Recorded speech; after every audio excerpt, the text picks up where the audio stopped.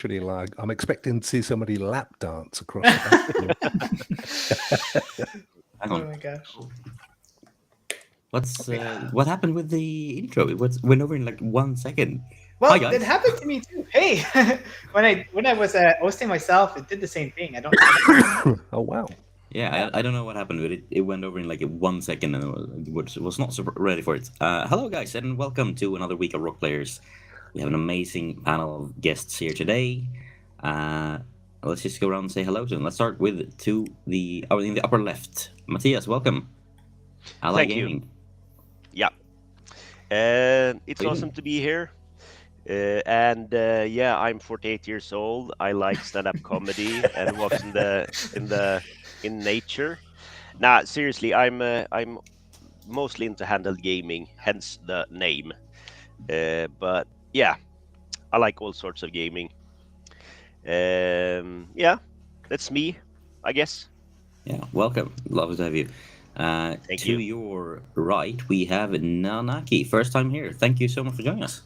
Yeah, thanks you for the invite, guys. I'm Naki. I'm quite a long time friends from Ninja Guy, and yeah, Awesome.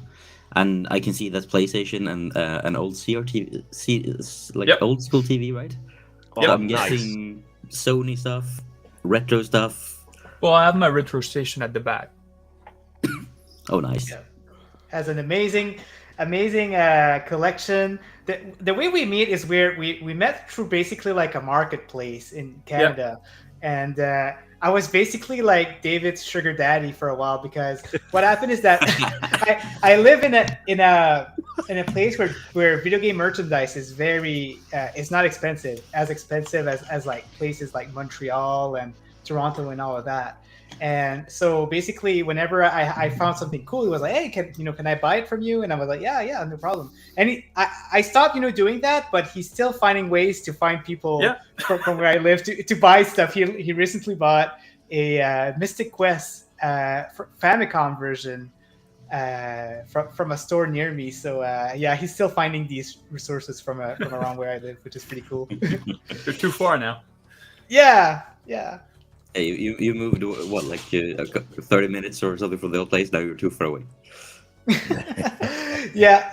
It's well, I used to live in a city. Yeah, in a city where, like, for some reason, that store, there's some stores that has incredible prices for video games. I don't know why exactly, but it's pretty crazy. But now, yeah, I live about an hour and a half away from there, so it's not as convenient.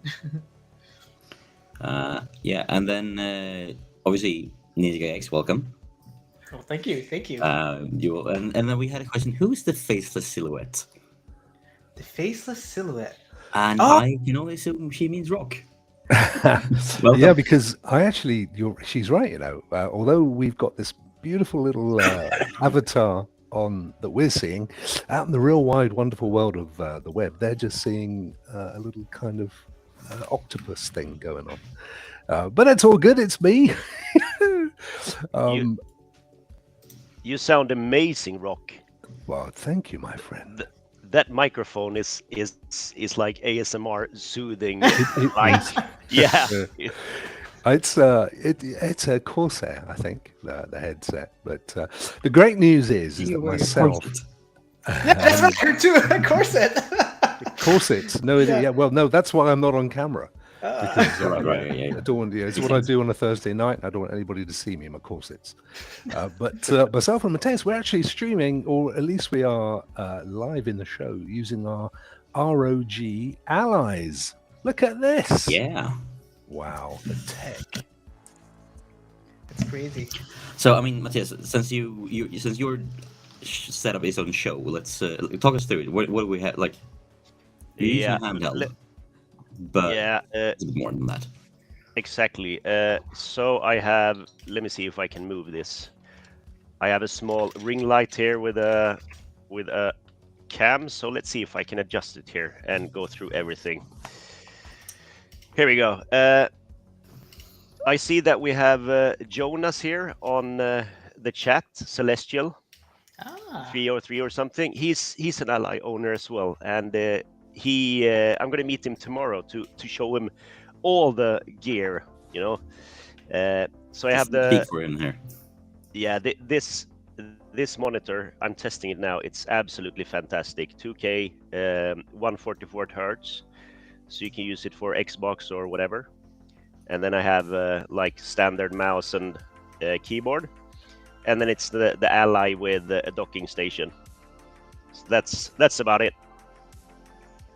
Yeah, and Rokk, you're doing a similar setup, except you're doing a virtual mouse and keyboard from your phone, right? Yeah, I mean mine is on a little hub that I paid about $30 for on Amazon, and which originally I bought for my Steam Deck. It's the one thing I kept when I sent it back. It's slightly underpowered. I think, truthfully, the Ally should be around 65 watts, and this hub's about 45 watts, but it seems to cope okay with it. I've used it with a Switch adapter as well at 45 watts, and it was quite happy with that. It's able to punch the HDMI out to the TV as well as retain the charge. So far so good. And then I'm using an app, I can't remember what it's called, Remote Mouse or something, on my iPhone, which works like a touchpad, and then there's a whole series of keyboards that you can flick through to simulate the various functions of a full-size keyboard. So it just works. And truthfully, we were talking just before the show went live. This is the best bit of kit that I've invested in for such a long time. Which is funny because that's the same, like pretty much the same thing as Matthias told me when you were using the early access one that you got to borrow. Like, I think the direct quote was, "Sell anything you need to sell to get one." Yeah.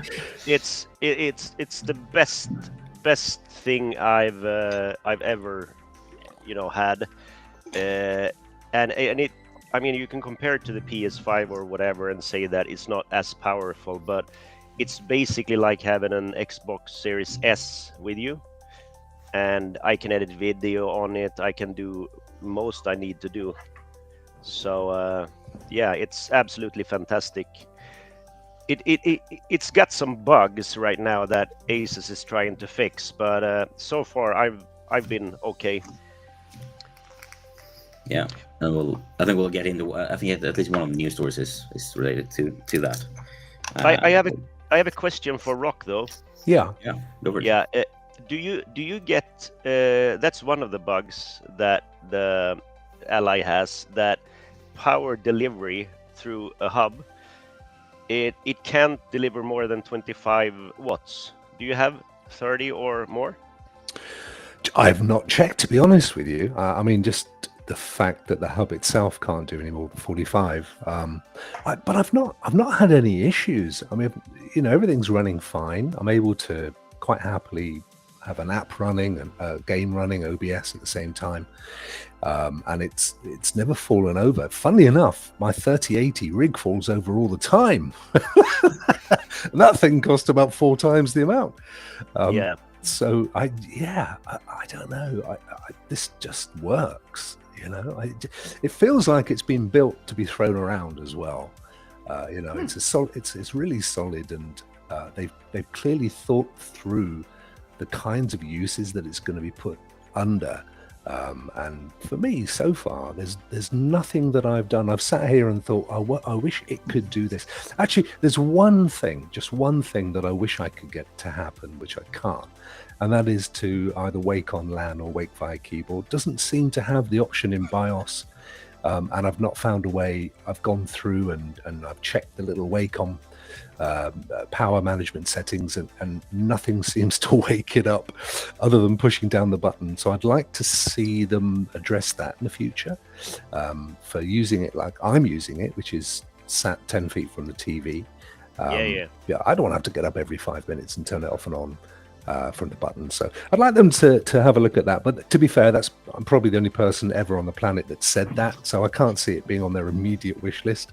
But that's the only problem I've found, and it's minor.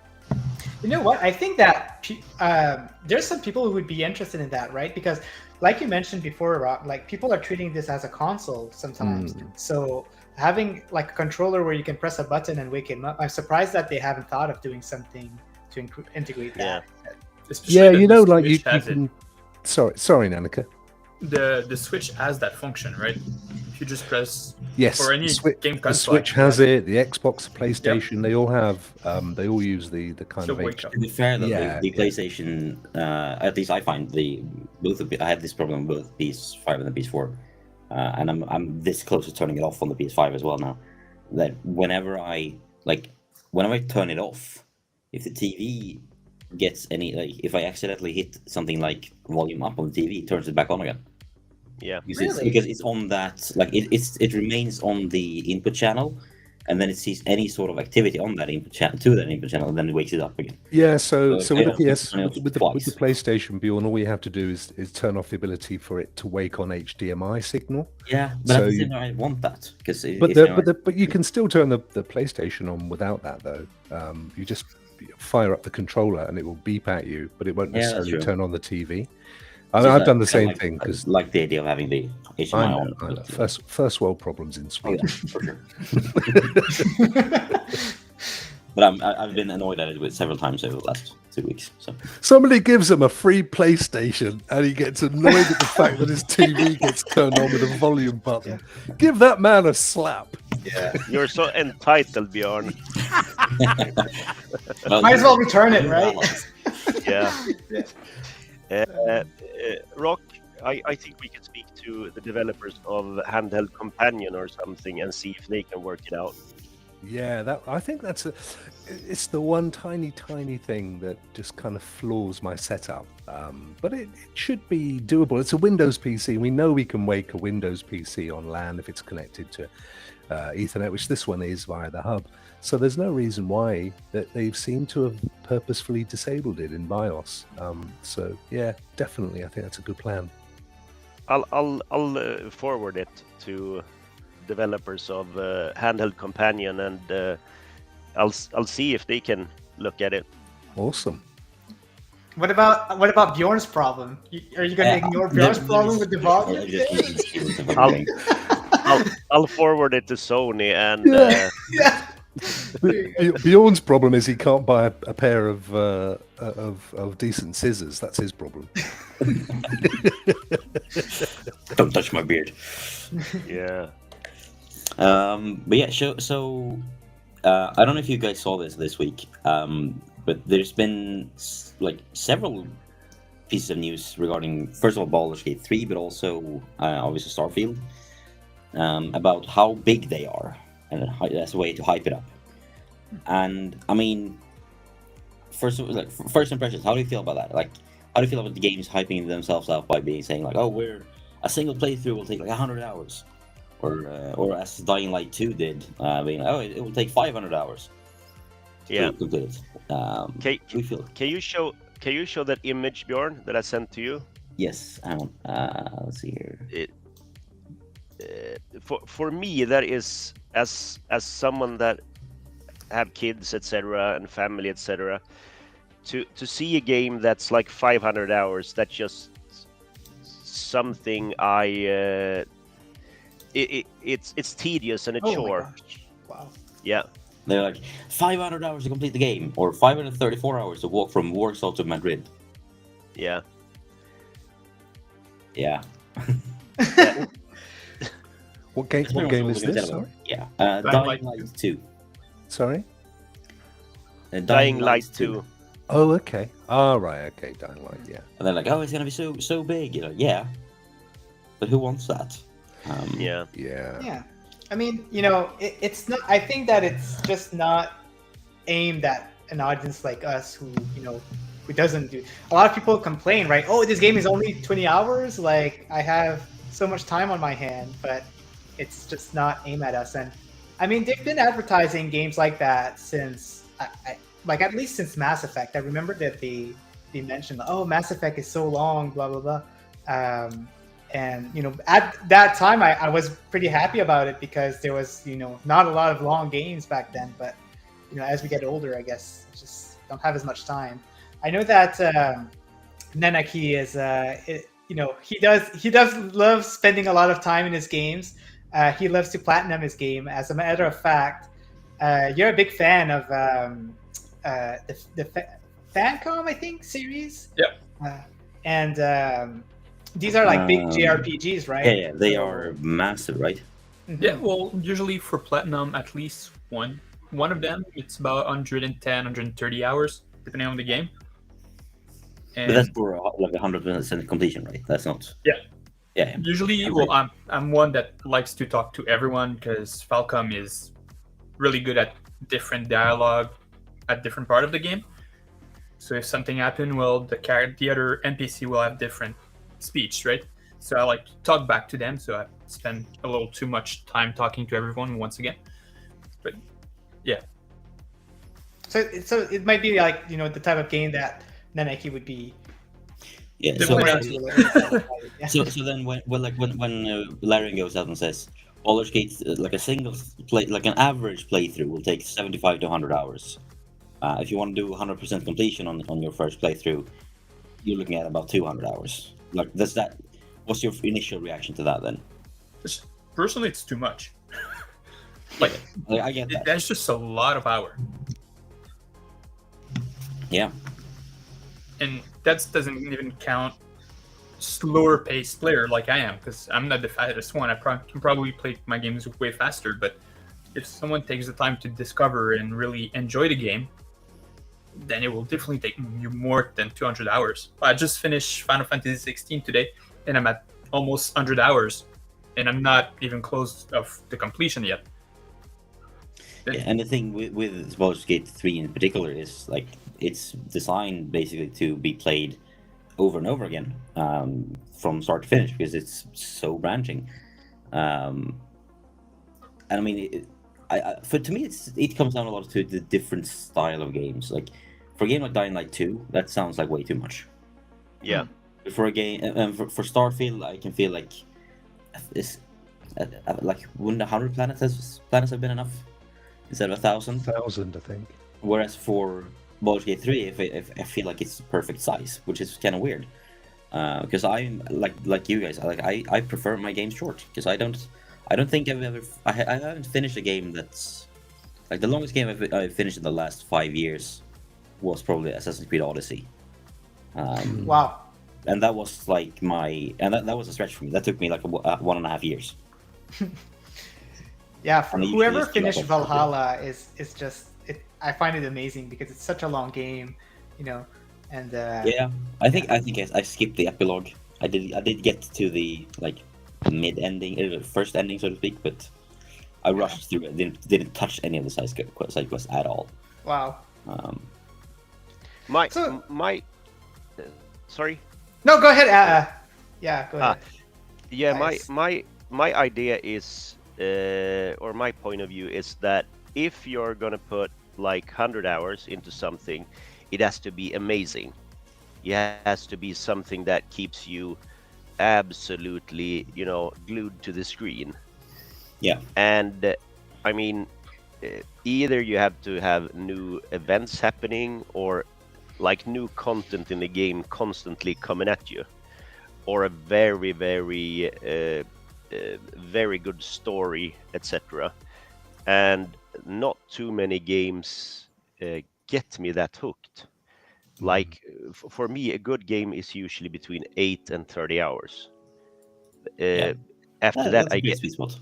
like Stray. That was like 7-8 hours, and it was a perfect weekend to play. Perfect. It's the pussycat.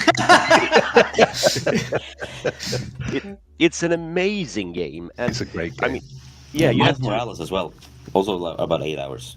Yeah, but it's like people complain about games not being over like 20 hours. That's too short for the amount of money you pay, and I can agree with that to some extent. But I mean, buy a cinema ticket, buy 2, buy 3, and buy 4. Like over here, we pay close to $20 for a cinema ticket. So I mean, And for then you me, want popcorn and drinks with that, and it's the yeah, whole thing. if you go with your kids, if you have 2 kids, it's like $70. Yep. That's no joke. So I mean, buying a game that gives me 10 or 20 hours, that's perfectly fine. On the other hand, I've been reviewing games, and I sometimes I had like 3 games a week I had to play. So I don't know. Yeah, it's like I mean, Destiny 1 and 2. I guess I haven't played it for a little while, but I've certainly put in over 4,500 hours. Yeah. But I think for me, and I think Ninja, you're right in what you were saying. We're because we create content and or do game reviews and or contribute to newsletters and stuff. We're a little bit out of the ordinary in that we want to try and get through a game quickly to get to the next one. And the average person that's spending $70 a month or something on a game, they want to get the best value out of it. I think the thing for me with Baldur's Gate specifically is, am I right in saying they said something like all the cinematics combined are longer than all the Star Wars films, all seasons of Game of Thrones. Game of Thrones. You see, like for me, 174 hours of cutscenes. So they're like right. No, I'm happy to pay. I'm happy to play 500 hours in a game, but I want to be playing for 500 hours. I don't want to be watching 200 hours of cinematics. Like Matthias, I'll go to the cinema for that. To be fair, though, the thing like those, you'll maybe see like 25% of those in a single playthrough, maybe. Because branching, like like there's probably like an hour dedicated to each combination of class and race, and there's like 100 combinations. Like it's. But if I told you, Bjorn, here's a zip file of all the cutscenes. I want you to start looking at these. You would go insane, right? 175 hours. Wow. That's like if you watch 8 hours a day for 3 weeks. Yeah. I think I read that the script is longer than all of Lord of the Rings, all the Lord of the Rings books combined as well. Yeah, that's insane. Yeah. And this scares me. It's like I see this game a bit like a chore after 8 hours. Yeah. Yeah, I think for me at least, like since I have played a bunch of time into the early access, as you said, if a game is this long, it has to be really good. And I think why I'm not reeling back from the length and the size of this game is the fact that I have played a bit of it and it is really, really good. I think you're right in that if a game is this long, it has to be amazing every step of the way. And so far, what I've seen from Baldur's Gate 3 is that it is. So I think that's why I'm perfectly fine with Baldur's Gate being this long, and at the same time a bit, isn't that too long for Starfield and Dying Light 2? Yeah. How many? Oh, sorry. Yeah, sorry. I was just gonna say, like for me, like an example is, it also depends on the game and your expectation. Like when you play Baldur's Gate, you're expecting it to be a long game anyway because that's how they are, right? But for me, like for example, I went through almost all the Final Fantasies, so Final Fantasy 1 to up to 15. But when I went to Final Fantasy 12, the game is like maybe twice or like 1.5 times longer. And I was not expecting that. And it just felt like it was dragging for me, like just because it's just not the expectation that I wanted out of this game, because it was just too long for me for what I wanted from a Final Fantasy game. So it's interesting, isn't it? Because I know with Bungie, for example, when they were originally designing Destiny, they brought in consultants who designed games for Las Vegas to keep people hooked. Right? They literally brought in science to develop a game that was incredibly addictive, and I'm very happy to say that I became addicted to that game. It was designed to be addictive, and now I struggle to play it for very long. I guess I've broken out from there, but it does depend on what I think you're looking for in a game. So I know, Bjorn, you love the Baldur's Gate, the premise of Baldur's Gate, like the storytelling. Yeah, absolutely. Building. And for you, I think 500 hours, you're going to get to the end and think, I want more, because it's exactly what you're looking for.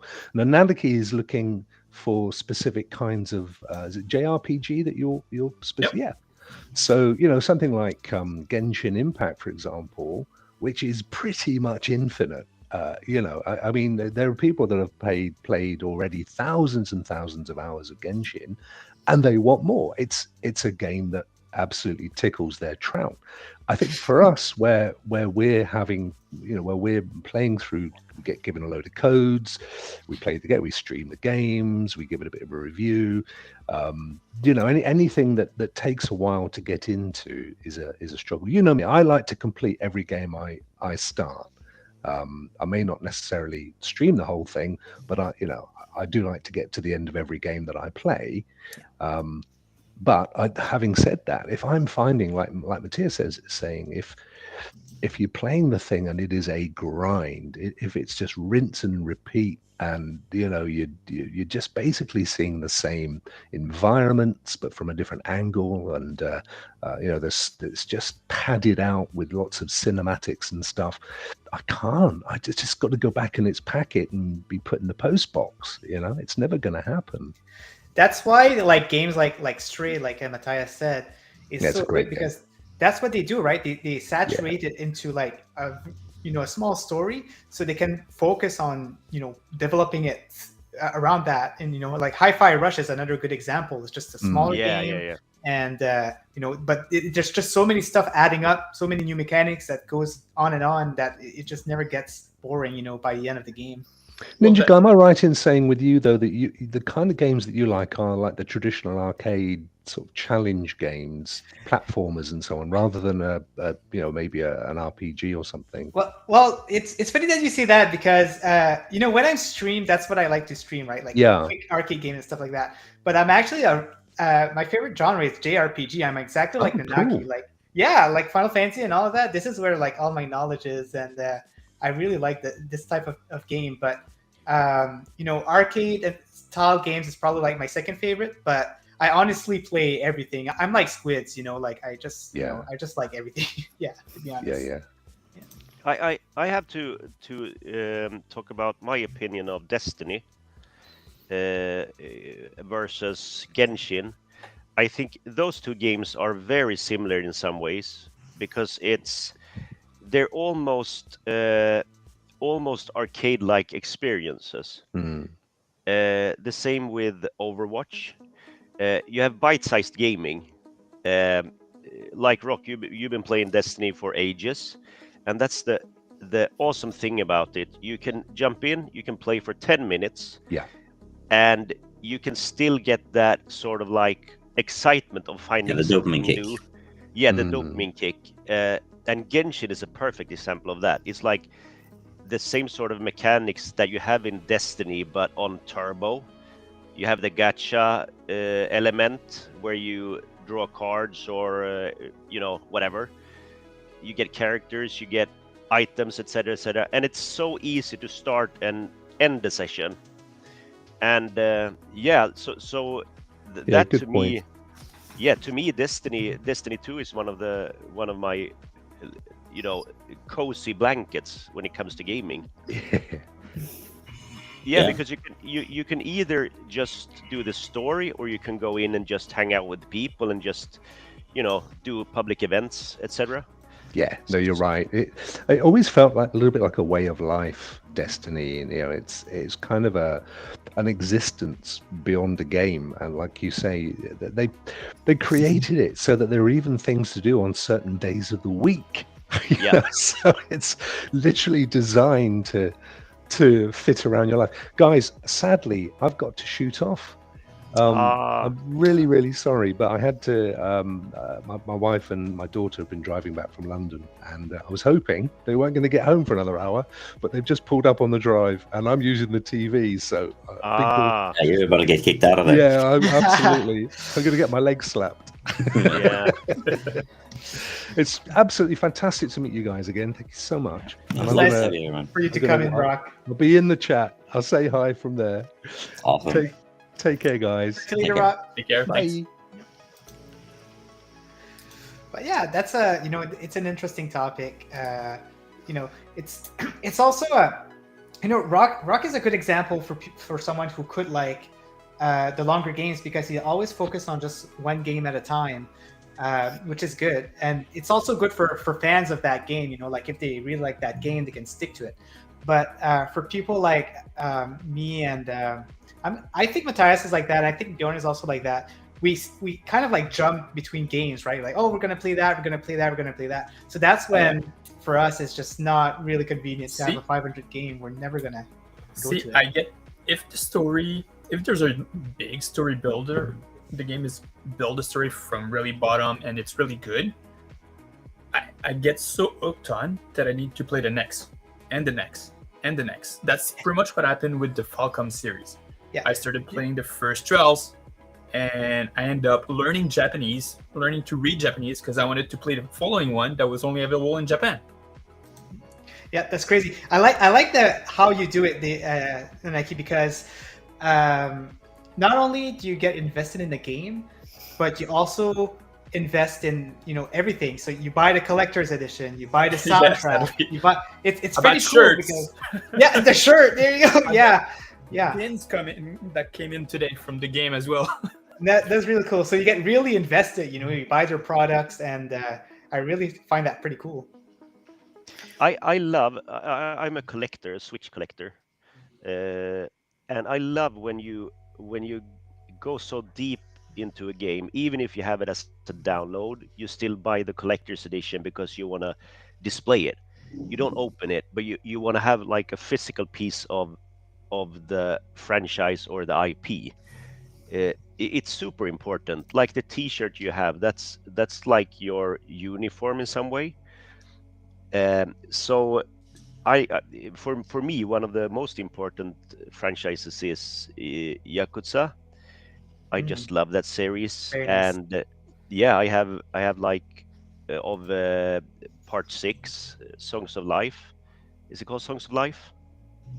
Yeah, never mind. I think I have three versions of that one, just because Persona 5. Sorry. Persona 5, I have 5 versions. Yeah. I have 3 collectors, and I have the Japanese version, and I have the PS5 version as well as an extra. Yeah, it doesn't matter because it brings you closer to a franchise. You can have a piece of that, like what do you say, immortalized? Do you say that? Yeah. So, Matthias, do you have the version where I think there's one version that came with a shot glass, yeah. right? For Yakuza. Do you have that one? I have the box with the 2 whiskey glasses. The whiskey glass, nice. Yeah. That's a good one. And I actually on the Discord we were a couple of guys playing through the last one, and we actually bought Japanese whiskey to drink while we played.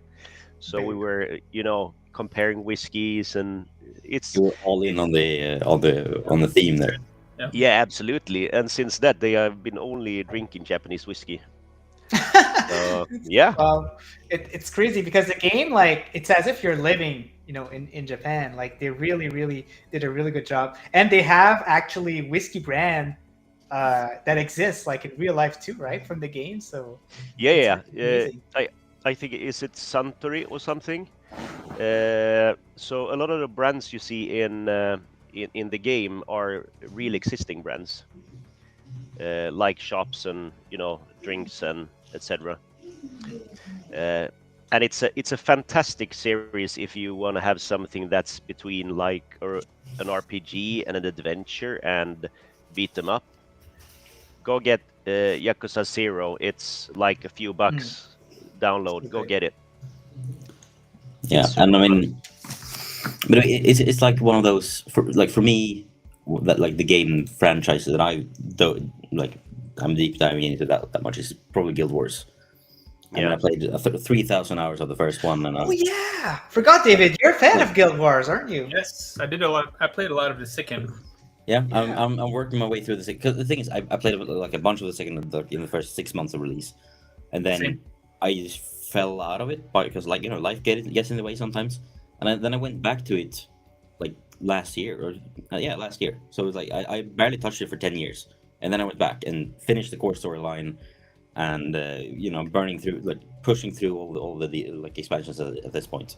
And like to me, it's one of those like I spent like earlier this week. I went to play a story segment where you revisit a place in from the first game that I hadn't really been at for the last probably 15 years of my life, but I know the place inside out, like because I've spent so much time in there in the first game, and coming back to that place in the second one, I was like, oh my god, this is so surreal.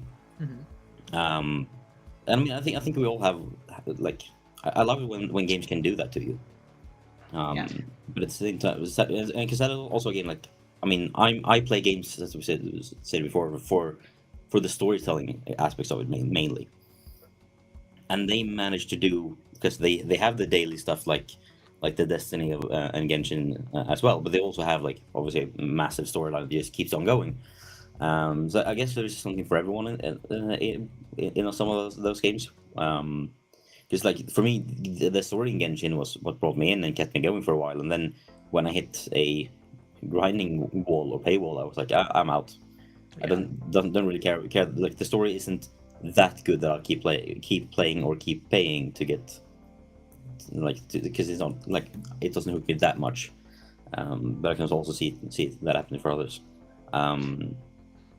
Yeah.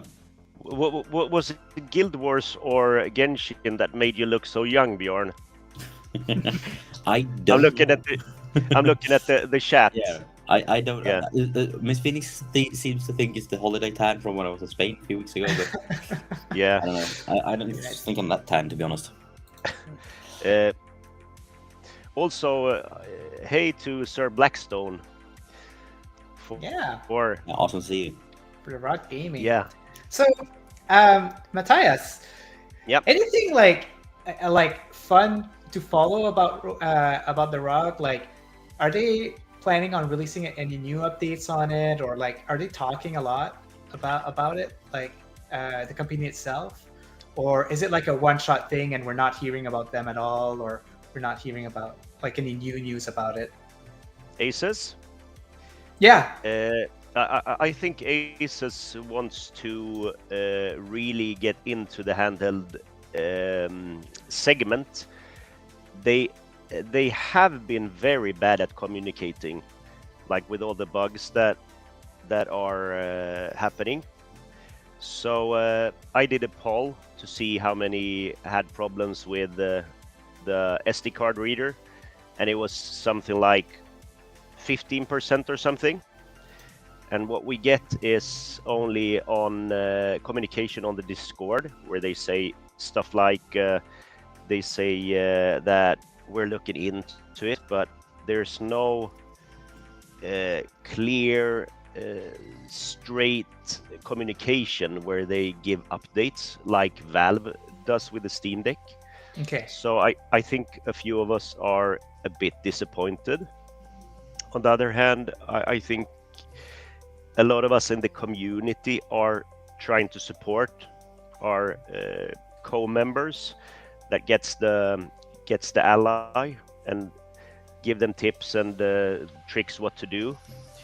But I think my future projections is that if this succeeds, we have the Steam Deck, we have the Ally, we have loads of Chinese manufacturers. If this succeeds, we will see more handhelds, and we will see more like high spec handhelds. Okay. So we'll see like the mobile graphic cards, the 40 series, the 30 series. But on the other hand, these devices will probably cost like $3,000, etc. I mean, if Apple can release a VR headset for $3,500, someone can release a super awesome handheld for $3,000. It will get sold. Oh yeah, definitely. It's all about the convenience, right? Like, yeah. It's really all comes to that. I think that this is just the beginning.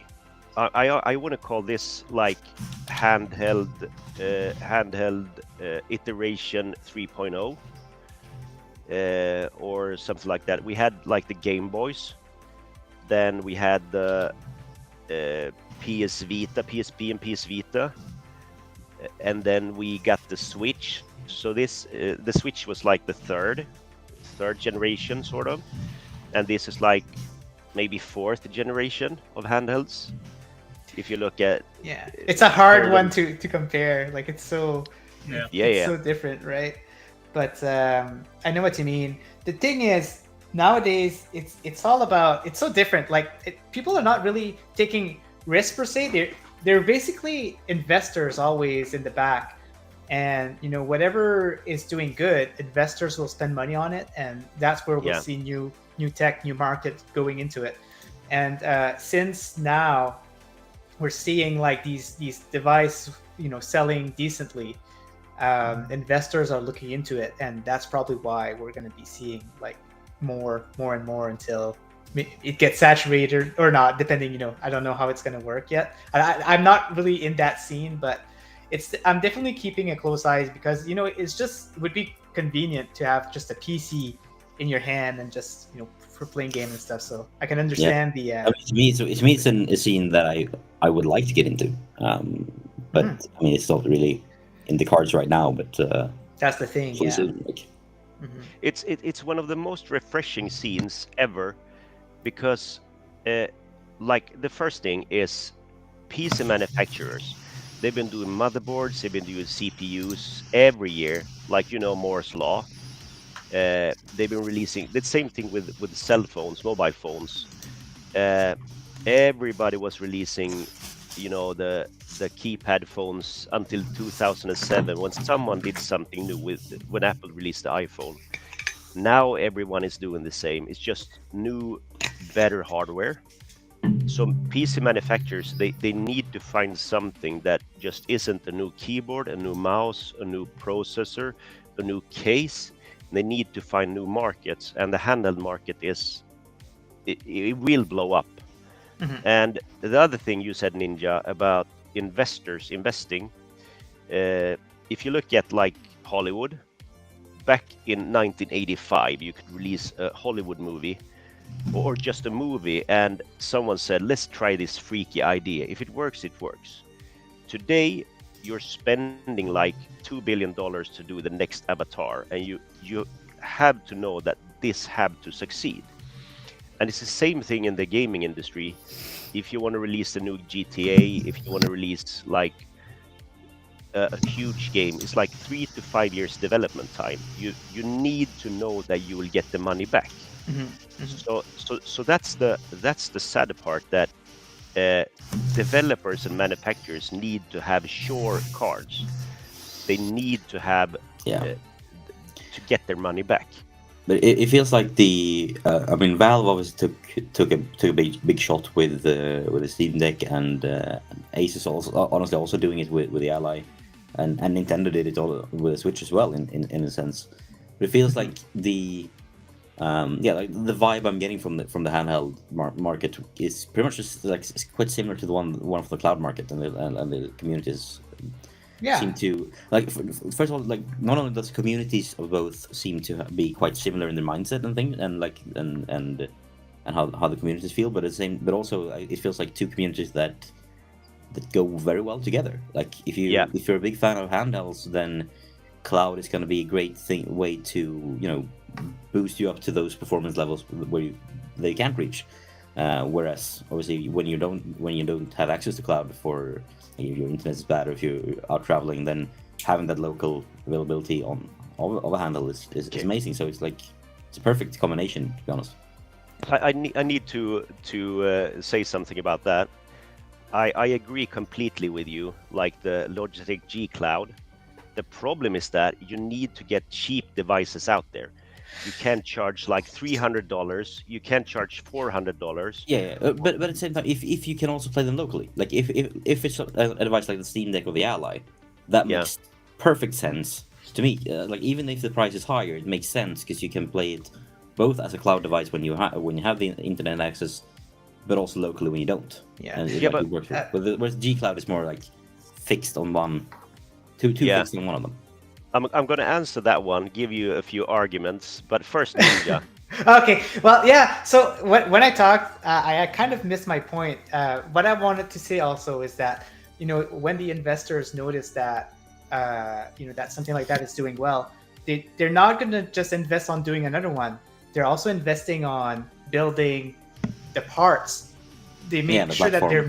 they're made for that platform, right? Because right now, when they first create a tool like that, they use parts that are for mobiles, they use parts that are for PC, and they just like cramp something together and make it work. But at some point, if it's really, really good, they're going to invest in the research also and the technology. And that's where maybe we're going to start finding cheaper solution, and also just better handheld up there. That's all I had to say. I want to say this: the guys that did the most to the handheld scene, like Nintendo, they did the Switch, and like it's comparable to, I think, a Samsung Galaxy S1 or something. It was old already back in 2017, right? But they opened it up to show that you can have a handheld, you can dock, etc. But the guys that did the most for the handheld scene was Valve. And what they did was, they took the operating system, they took everything and built the hardware from bottom up. Mm-hmm. If you look at the Chinese developers, the Chinese manufacturers, they take everything from up and build it down. So like what I mean is Valve, they wanted Proton to be an important part in this, to be able to run Windows games on Linux. They worked so hard with the software and built everything around it. When Chinese manufacturers take like any hardware and just put it together and make it run Windows, the important part that Valve did was they could give it away for free. They could do like Stadia. They could, like, if you get Stadia, you get the hardware for free, because they earn so much money on Steam. Oh yeah, like insane everyone amounts. That buys a Steam Deck, they buy games for so much money, and people are treating them like, look at the Steam Deck, it's when they can do it, how come no one else can do it? I mean, remember that you buying games on Steam, that's the reason why you get the case for free, etc. And people forget that. People forget that you pay them 10 times over on Steam. But yeah, that was an important step for them to take this risk. They knew that it wouldn't be a risk because they have Steam. People will buy games. They can release this. This, like, the Ally would never have happened if Steam and Valve didn't do this. Am I wrong, or do you think?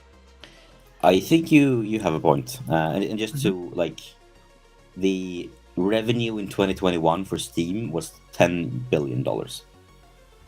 Yeah. Pocket change. Yeah. Yeah, and I mean, in 2021, the Steam sold around 439 million games. Yeah. Not including free downloads. And about 150 million of those was to Steam Deck owners. Yeah. But it's, we can go way back also, because I remember, I think, was it the PlayStation 3 back then? They mentioned that, they were losing money every time they were selling a PlayStation 3, or maybe it was the next generation. Xbox is doing that with maybe it was Xbox, right now with their Well, PS3 I mean, did it because they got scared of Microsoft back in the days with the 360. They rushed it out because they couldn't finish in time to compete with Xbox going out on the holiday. It was notoriously expensive to make as well. Like they still undercut. Didn't they undercut Microsoft? I think. Yeah, but guys, look at it this way: if I get a car and I have to pay gas to go to work, which I do.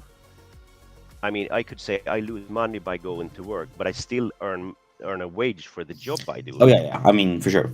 Like, I mean, it's the same thing with the Steam Deck. They could probably say that they lose money on each hardware they sell, but that's just a tool to sell software. a gas company should make cars because they'll make money on the gas, right? So Yeah. I don't know why they haven't thought of that yet. Yeah, where is a BP car? Like, yeah. I mean, it's too late for them now, though. But I think that's. But I mean, look at Microsoft. They say we lose money on every machine we sell. Yeah, but they are a software company. Yeah, you make the money on the games. Yes. Oh, yeah. Sony, on the other hand, they're a hardware company. They make games to sell their hardware. Sony make hardware to sell their games. Yeah, and their I mean, subscription. for them to for Sony to sell the PS3 with at a loss, for them that was a massive gamble. For Microsoft to do it with Xbox, it's a logical thing because they don't really care about the hardware inside anyway. I firmly believe that we won't see another Xbox generation. We've been talking about that, you and me, and on GFF, Bjorn.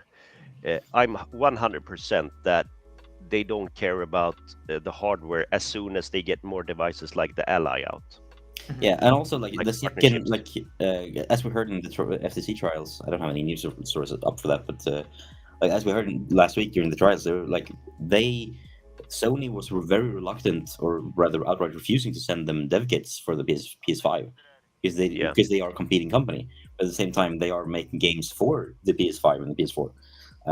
And I think for Microsoft, that's probably a case of the second we can get out of this, we can get access to those dev kits. We can get that developer support that we would like to have. And the second they can, then they're out. For them, it makes more sense to not have a console now. It didn't 3 years ago. Probably, I would argue, 3 years ago it made sense for them to have a console because they were still in that. But then I think when they realized we can't compete, we need Game Pass when they came up with the idea of Game Pass, I think that's when they realized, we should probably just get out of the hardware business, but let's do it slowly so we don't freak anyone out. Yeah. Do you want to hear? After the 360 for Microsoft was a gimbal, because Sony just waved around the world with the PS4. Oh yeah. The Xbox One was a challenge. Yeah. Xbox is mainly until today mainly popular in the US. Yeah. I follow someone on Twitter in Japan, and they were showing in one of the Ikebara store, the Sony part of the store, which is massive. They were showing Nintendo part of the store, which is as big as Sony, and then one little corner of a store which is smaller than anything. My desk is probably bigger than that for Microsoft. How are you expecting to sell console or games for your console in a country where you're not even really present or don't even think about going there? And so that just go back to what specifically with Microsoft and Japan, they've had issues there as well before. I saw a talk once, or I think this was technically after the talk in the mingling session afterwards, from a woman named Anakira who used to be she was the lead UX designer of MSN back in the day, and she basically said that they fired the entire marketing and sales departments in Microsoft Japan 3 times over because they couldn't breach the Japanese market with MSN Messenger. They had the rest of the world except Japan and the US. In the US, everyone was using AOL, and in Japan, everyone was just reluctant to use it because of cultural differences. And they did a whole bunch of research of this, and eventually, I think they eventually solved it by allowing you to receive messages when you were no longer online, offline messages, because of cultural difference where it was seen rude to basically hang up on someone, which you would do on regular. So what they did was you can then send you can say goodbye after the other guy has hung up, and they'll see when they go in and go in afterwards. That's how they solved it. But then because they didn't breach there properly, even then after that they didn't really breach it properly, and then when they didn't breach in the US either, but they had the rest of the world. I had 95% of the rest of the world, the market, and then they still changed everything up because Ballmer wanted the US and Japan to grow bigger, so they just changed everything, and the rest of the world just left. basically. So Yeah. that's the way MSN died, basically. Can I go back to the FTC Microsoft Sony thing? This thing with dev kits, Jim Ryan said that we're not going to show the dev kits to Microsoft. First, they said that they're afraid that Microsoft will do a worse version of Call of Duty for Sony, right? Yeah. Remember that?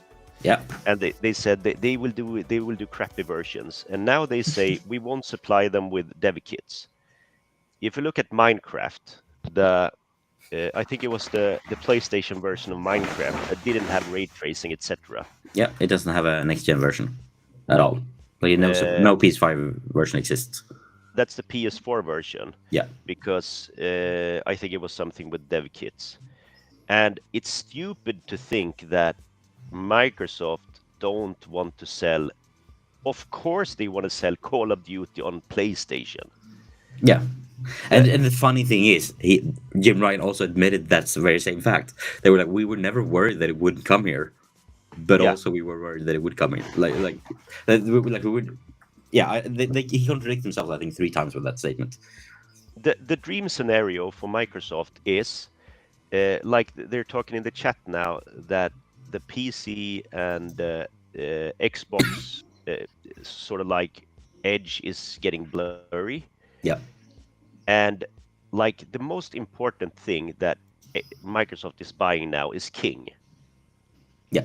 It's not Blizzard, it's not Activision, it's King. They also don't care about the others too, really. Like it's nice to have, but not like if this would get blocked and they would be like, oh, you can buy just one of the companies. They would buy King. All 3. Yeah, they would buy King. Yeah, and that will make them available on all devices in the world. Kind of the dream scenario would be like the Switch has a Game Pass app, the PlayStation has a Game Pass app, the PC has a Game Pass app, the cell phone has a Game Pass app, and you have the cloud. And Game Pass also, exactly, and Game Pass, but their own Game Pass cloud, but also if you have Game Pass, you can then play that on GeForce Now or Boost Droid as well. Yeah. So that is coming, and I would to be honest, I wouldn't be surprised if that comes by the end of the month. It's a news story I've forgotten to bring up, but why don't they talk about this? That this is the future. That there will be a subscription like Netflix. Exactly. And they don't care about hardware. They don't care about exclusivity. So that's a good example, Matt, because Netflix right now, they have Netflix games, a subscription, that brings them games. But I've always wondered, how did they manage to for Apple and Android to agree with that? Because Apple has Apple Arcade, which is a subscription service, and like they're kind of clashing together. And then and Google Play Pass as well. Yeah. So I don't know what kind of partnership they did or something, but it worked out pretty good. Even like the Apple Arcade fans, they enjoy both services. To be honest, they're pretty excited about whenever a game comes out on both services.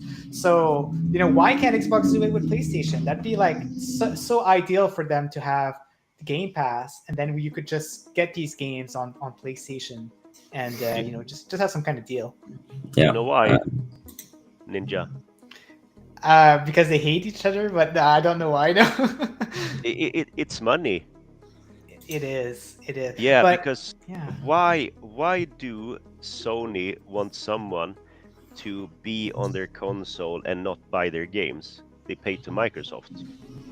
So that's the only reason. If they could do a 50-50 split or whatever, it would be on PlayStation already. Yeah, and I'm pretty sure. I don't think Microsoft would agree to 50-50 split, but I think they would agree to maybe 75-25 split, and then maybe be like, oh yeah, I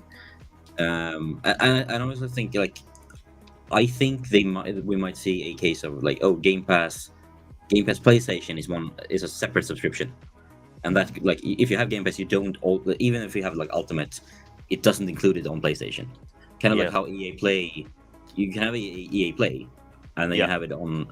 If you have Game Pass, you have EA Play on both PC and on Xbox, but you don't get it on PlayStation as well. That's a separate subscription you might have to pay for separately.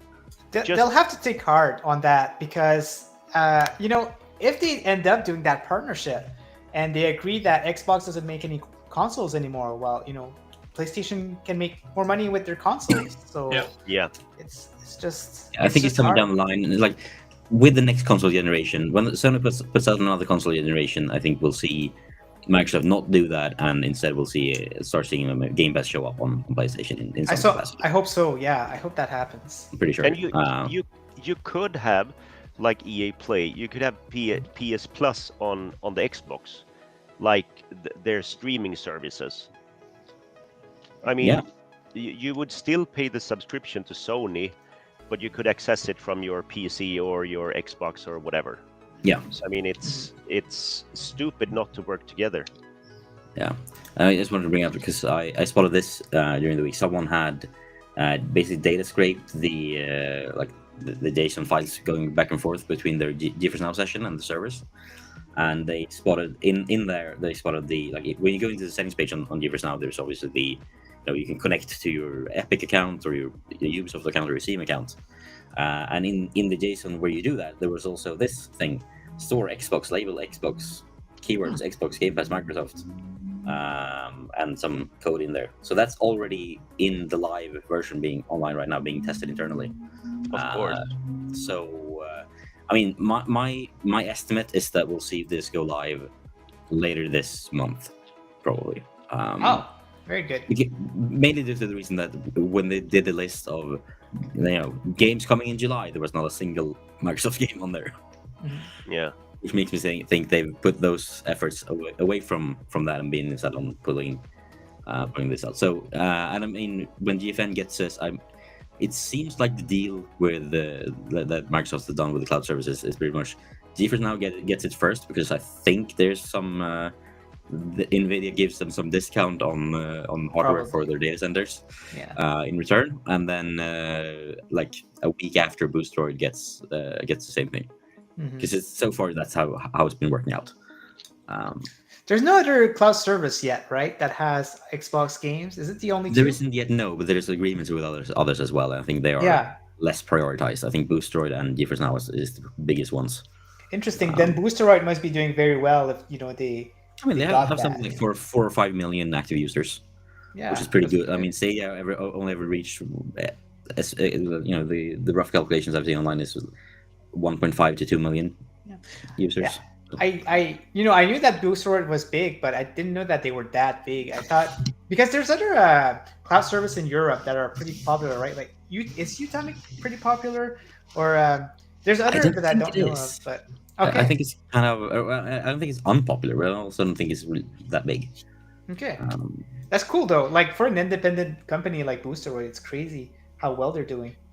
Oh yeah. Do you need a Game Pass subscription to go on Boostroid and play Game Pass when it's launched?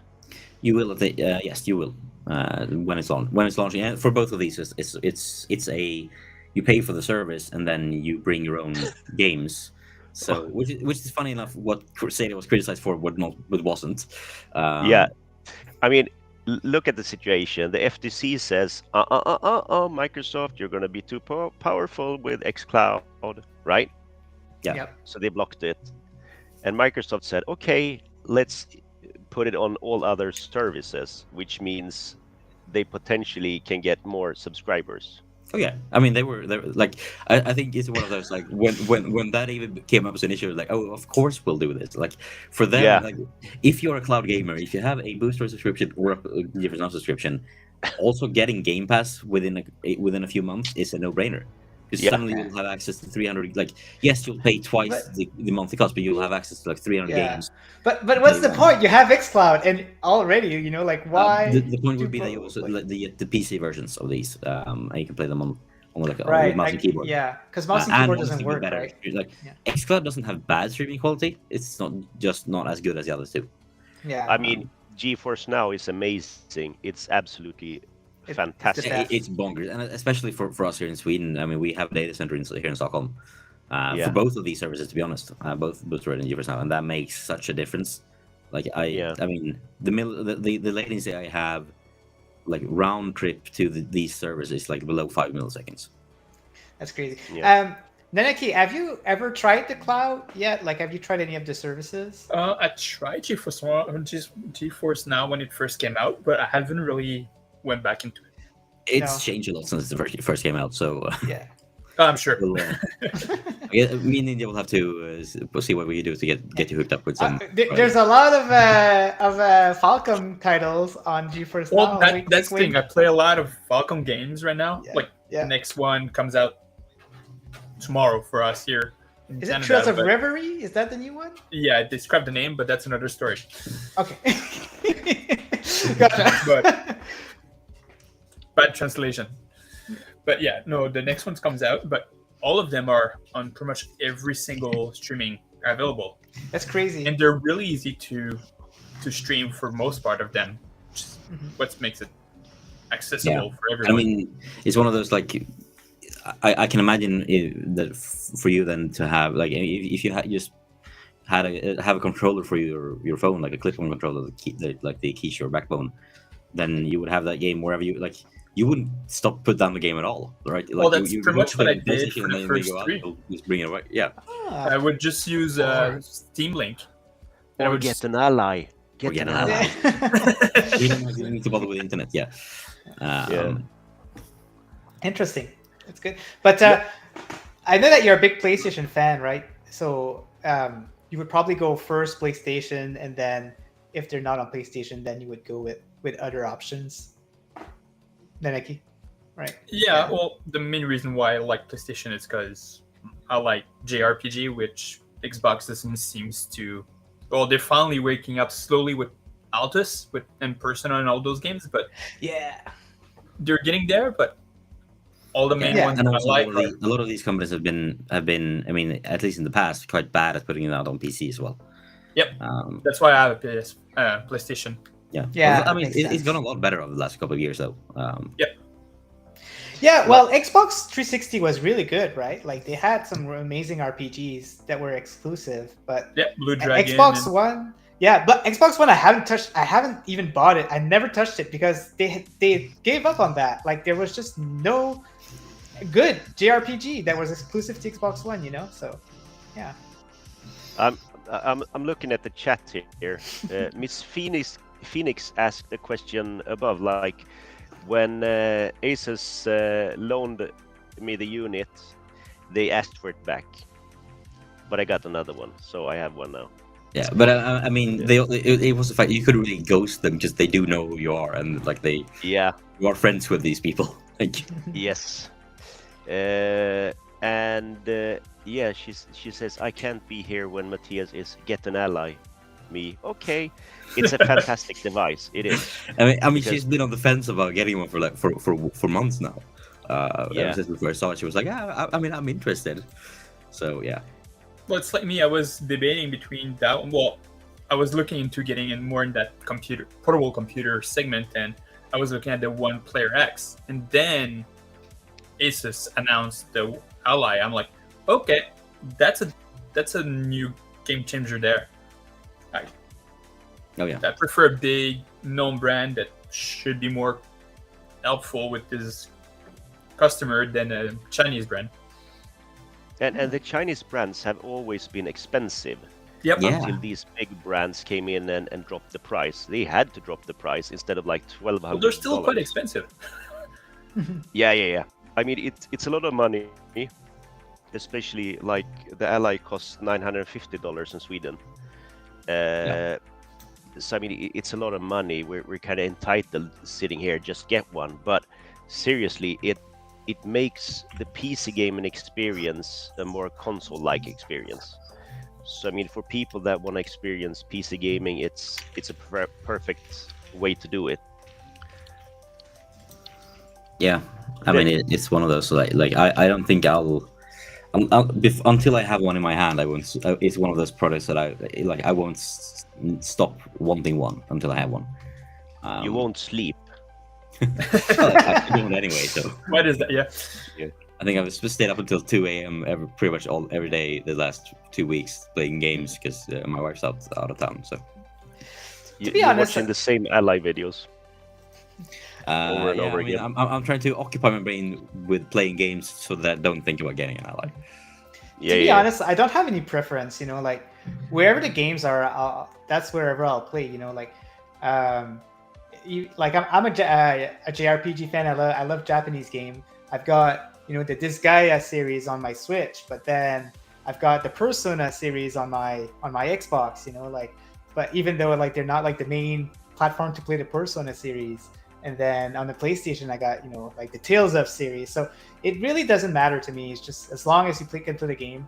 But it's true though, the Rogue Ally is perfect for PC gaming though. Like all these games that you're missing out, the indie games especially that you're missing out, it's great for that. I mean, at the end of the day, I grew up being a PC gamer, and then I kind of like when I didn't really play a lot of games in a while and didn't upgrade my PC, I then fell into console and cloud. But that's mainly that's what I had accessible to me. Like now that I'm into more like GeForce Now and that side of cloud, I'm heading straight back into that Steam library and straight back into PC gaming, because that's what I grew up with. That's what I want. I like having a console, but I'm never gonna stop being a PC gamer. So see, that's the difference between you and me and Nanaki, because me and Nanaki, we grew up in console gaming, and maybe that's why it's maybe a little bit less appealing for us, because we were always into the convenience of just buying something and it works and that's it. So even on PC, for me, I need a controller. Yeah. And personally, I don't like the feeling of the Xbox controller. I don't find it comfortable for me. Like the DualSense is magical for me right now. I mean, the DualSense is cheating. It's too good. Like but even before that, I would prefer the PS4 controller over the Xbox one. Like I found it too bulky at the time. Yeah, to be fair, like not counting the DualSense controller, which is as I said cheating because it's too good. I would say I was gonna say like the Stadia controller, hands down best controller. That was a good controller. Yeah. Still is. Yeah. Like I have mine hooked up to my TV, and then I use them for I have two up there, and then another one about. The Clash. I ended up buying the little dongle. Oh, my DualSense on PS5 on the Switch.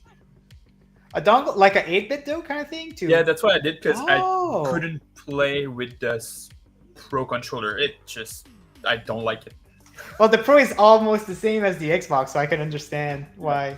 Yeah, that's interesting. I like that 8-bit though has done that. Where you can just transfer your controllers to another.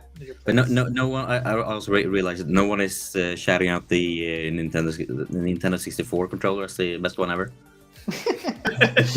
My palm still hurts. The one that needed 3 hands to play. Yeah. I see it there. Yeah, I see. I was gonna say I have one right Very here. nice. Look at that. Oh, nice. I gotta say, like, shout out to I think it was Bryant of the Nerf Report who did a video back when Stadia was still alive and kicking, where he basically tried like which controllers work using the tandem mode, and that was one of them.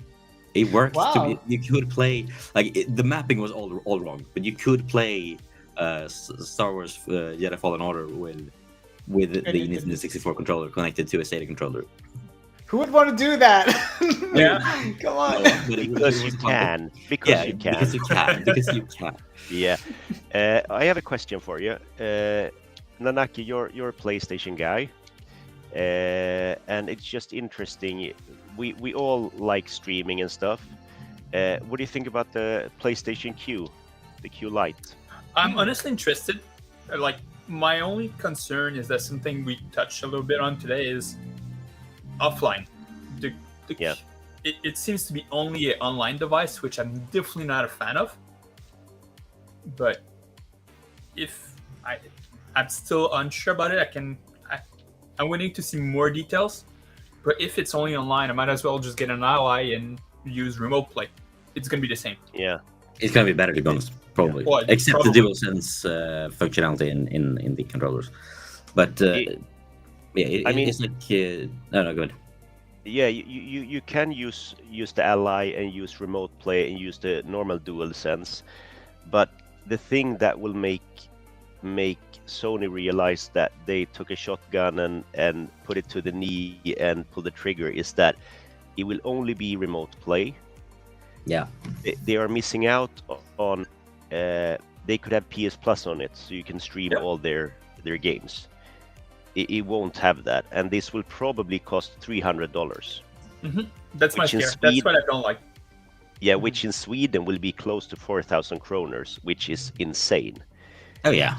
So you need the PS5, which is already 7,500 here in Sweden. Yeah, and you need to buy the games, and then you get this glorified controller for 4,000 kroners to play the games. I mean, it's it makes no sense. Silly. This is so silly. It's if they only have remote play on a weak, it's probably a weak chip anyway. Yeah. So I mean, it's. I think Rokk had I think it was Rokk a few weeks ago who said that like he was pretty sure that that it's going to like right now they're saying it's only remote play, but by then it will also be cloud play. Well, if you read in the forums, like everyone's not about it. Like no one wants it right now. Yeah, I mean, there's if it's one a cloud real device, guy, PlayStation guy that'd say, "Yeah, I'll take it." Yeah, but what are you gonna do with it? Nothing. Yeah, I mean, if they bring it out and it can also run games straight from the PlayStation Cloud, then it's a bigger use case. But at the end of the day, it's a single use case device. Yeah. Whereas and I mean, a console is that as well, but the console is designed to be connected to a single screen, like to connect to the TV. It's a different thing. Just like Nintendo did with their online services. Yeah, but it's like classic.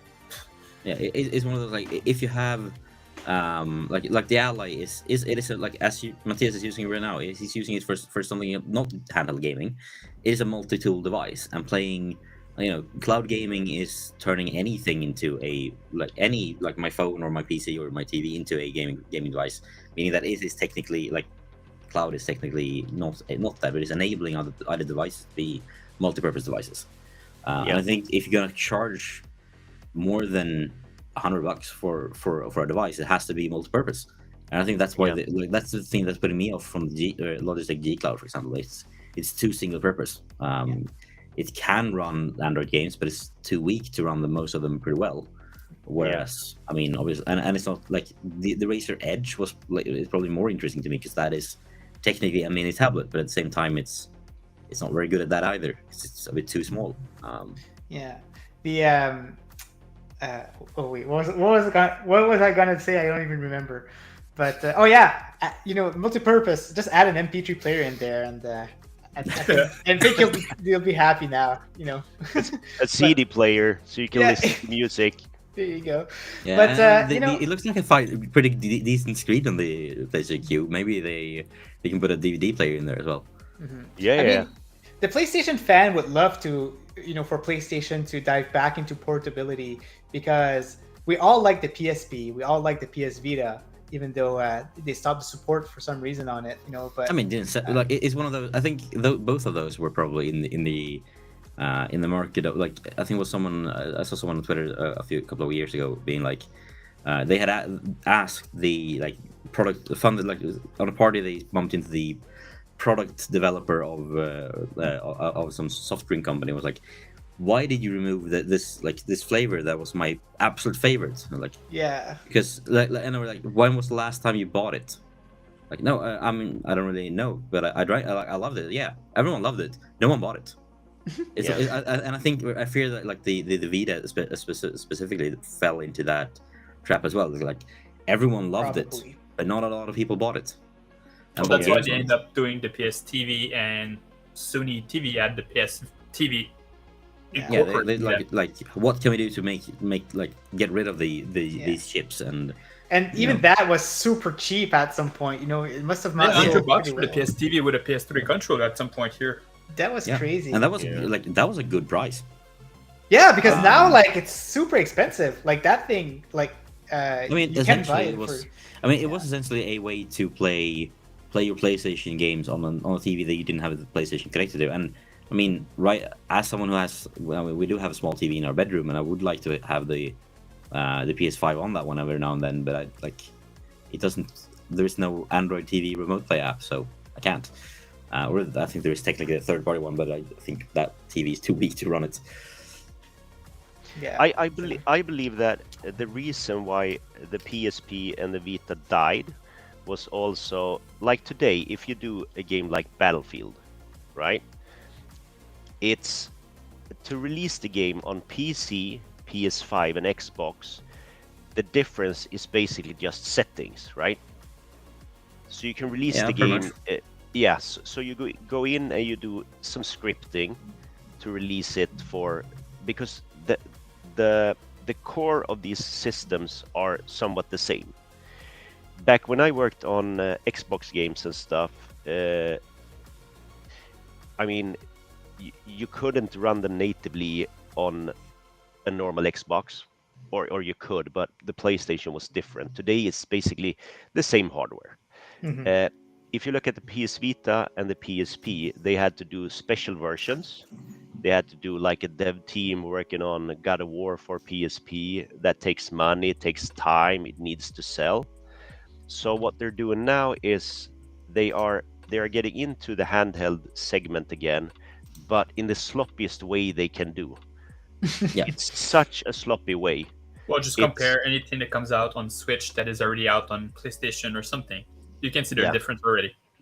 Yeah. I mean, look at Nintendo. Sir Blackstone, is it? Yeah, Sir Blackstone said, "Why don't we see Nintendo games on other systems?" The thing there is that close to 130 million sold Switches says why. They need to sell their systems, and they only do for one system. They can optimize for that system, etc., etc., etc. They can't disturb this ecosystem that they have. So for them, it will be like this close that the next system can break it or make it. Mhm. They're probably shitting their pants now because they are so afraid that Didn't the FTC claim Microsoft didn't really release that Nintendo's next console should be close to what PS4 and Xbox One was? Yep. Yeah. It's still pretty low if you compare to this gen. Yeah. But I mean, for handheld, it's pretty No, good. no. Well, that's the thing. We don't know if it's going to be handheld. I think all rumors point towards it being a handle as well. I think there was some news story that I skimmed through today that was like, oh, it's like the Switch 2, like the code name is literally Switch 2, something like that. Oh yeah, I did saw that screenshot too.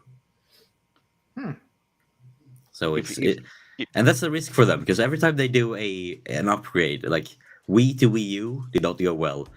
N64 to GameCube did not go well. Like they mess up every time they try to do an incremental upgrade, and whenever they do something like let's start over from scratch, The only upgrade they did hit the right running. was DS to 3DS. Well, the thing is, all handheld did pretty well, to be honest. Game Boy, Game Boy Color, Game Boy Advance, and all of that. That's true. On the handheld market, they have done well on the incremental as well. That's probably why they went somewhat back to it, just more powerful. The Switch. The thing is that people are only screaming for a better CPU. Yep. They want a better CPU, and that would, I mean, most Switch owners I know that collect, they have at least 2 Switches, right? And Switch owners are prone to, do you say prone? They are prone to buy like 2 or 3 Switches because it's like candy. So I mean, if they release one with a better CPU and a better graphic chip, Switch lovers will buy it. They will sell 130 more millions. It doesn't matter. And parents will buy it as well. Like the second they release a Mario game, Pokemon, or a Pokemon game that doesn't come out on the original Switch, every single parent who has a kid that loves Mario and Pokemon will buy one as well. Me included. Like it's just gonna happen. There's no way. Like if we don't have a Switch 2 when a Pokemon game or Mario game comes out that isn't on Switch 1, I won't hear the end of it until we buy one. Exactly, and they don't need to do. I heard someone say there's rumors that there will be new control methods. They don't have to do that. No, we don't need AR glasses better. Just better not CPU, have Bluetooth chips that suck. Exactly. So I mean, if you can play a game like Tears of the Kingdom at 60 FPS or 40 FPS, people will be over the moon. Yeah, and what they could do as well, if you want to go in if they want to do, it doesn't feel like a Nintendo thing to do, but something that they could do would be to be like reach out to someone like Asus with the Ally, make something like the Ally, and then have, basically, PCs can basically emulate Switch today at like better performance than the Switch itself can. Like that Ally could play Tears of the Kingdom using an emulator with better performance than the Switch itself. Do you know Makes why? sense.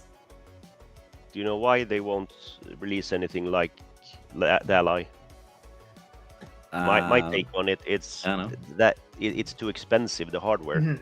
Yeah, that's what I Like, say too. That's what I mean. But they could also release like, if you don't want to buy it, like if they realize the Switch 2 isn't selling well, they could just go, oh, you know what? Here's also you can now also buy these Switch games on your PCs, and it will basically run through a like first party emulator, and that would run pretty well, and people could like. And then instead of having a scene where a lot of like people build emulators and then they have to do whack-a-mole with the ROM sites, they could just go, oh, hey, you want to buy Mario and play it on your Ally or your gaming rig? $60, go for it. Do you know? My idea why they will never get into the PC market, and that's because they will sell a new Switch or Switch 2 or Switch XL. They will sell it because you want to play Mario.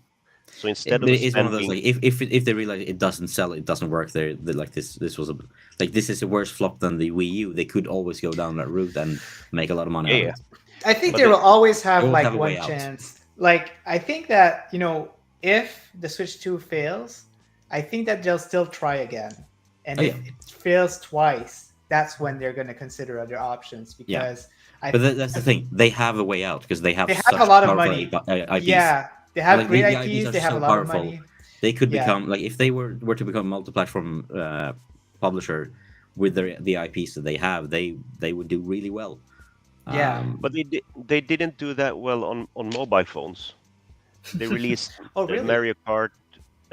I think those make you a lot of money and have quite a lot of players. So yeah, but Fire Emblem as well. They don't sell like Zelda 45 million $70 no, copies. but also like it was like I think except the Mario Run, which also has a bit of that as well, like a bit of loot boxing things.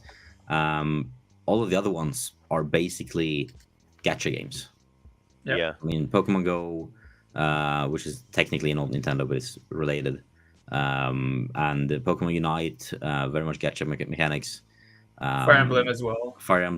Right. And the Mario Kart for mobile is also very much gacha mechanics. And I think if they could do more proper games for it, or like games without gacha mechanics, but didn't they say that they were gonna like lower the tempo on mobile games? Yeah, they did.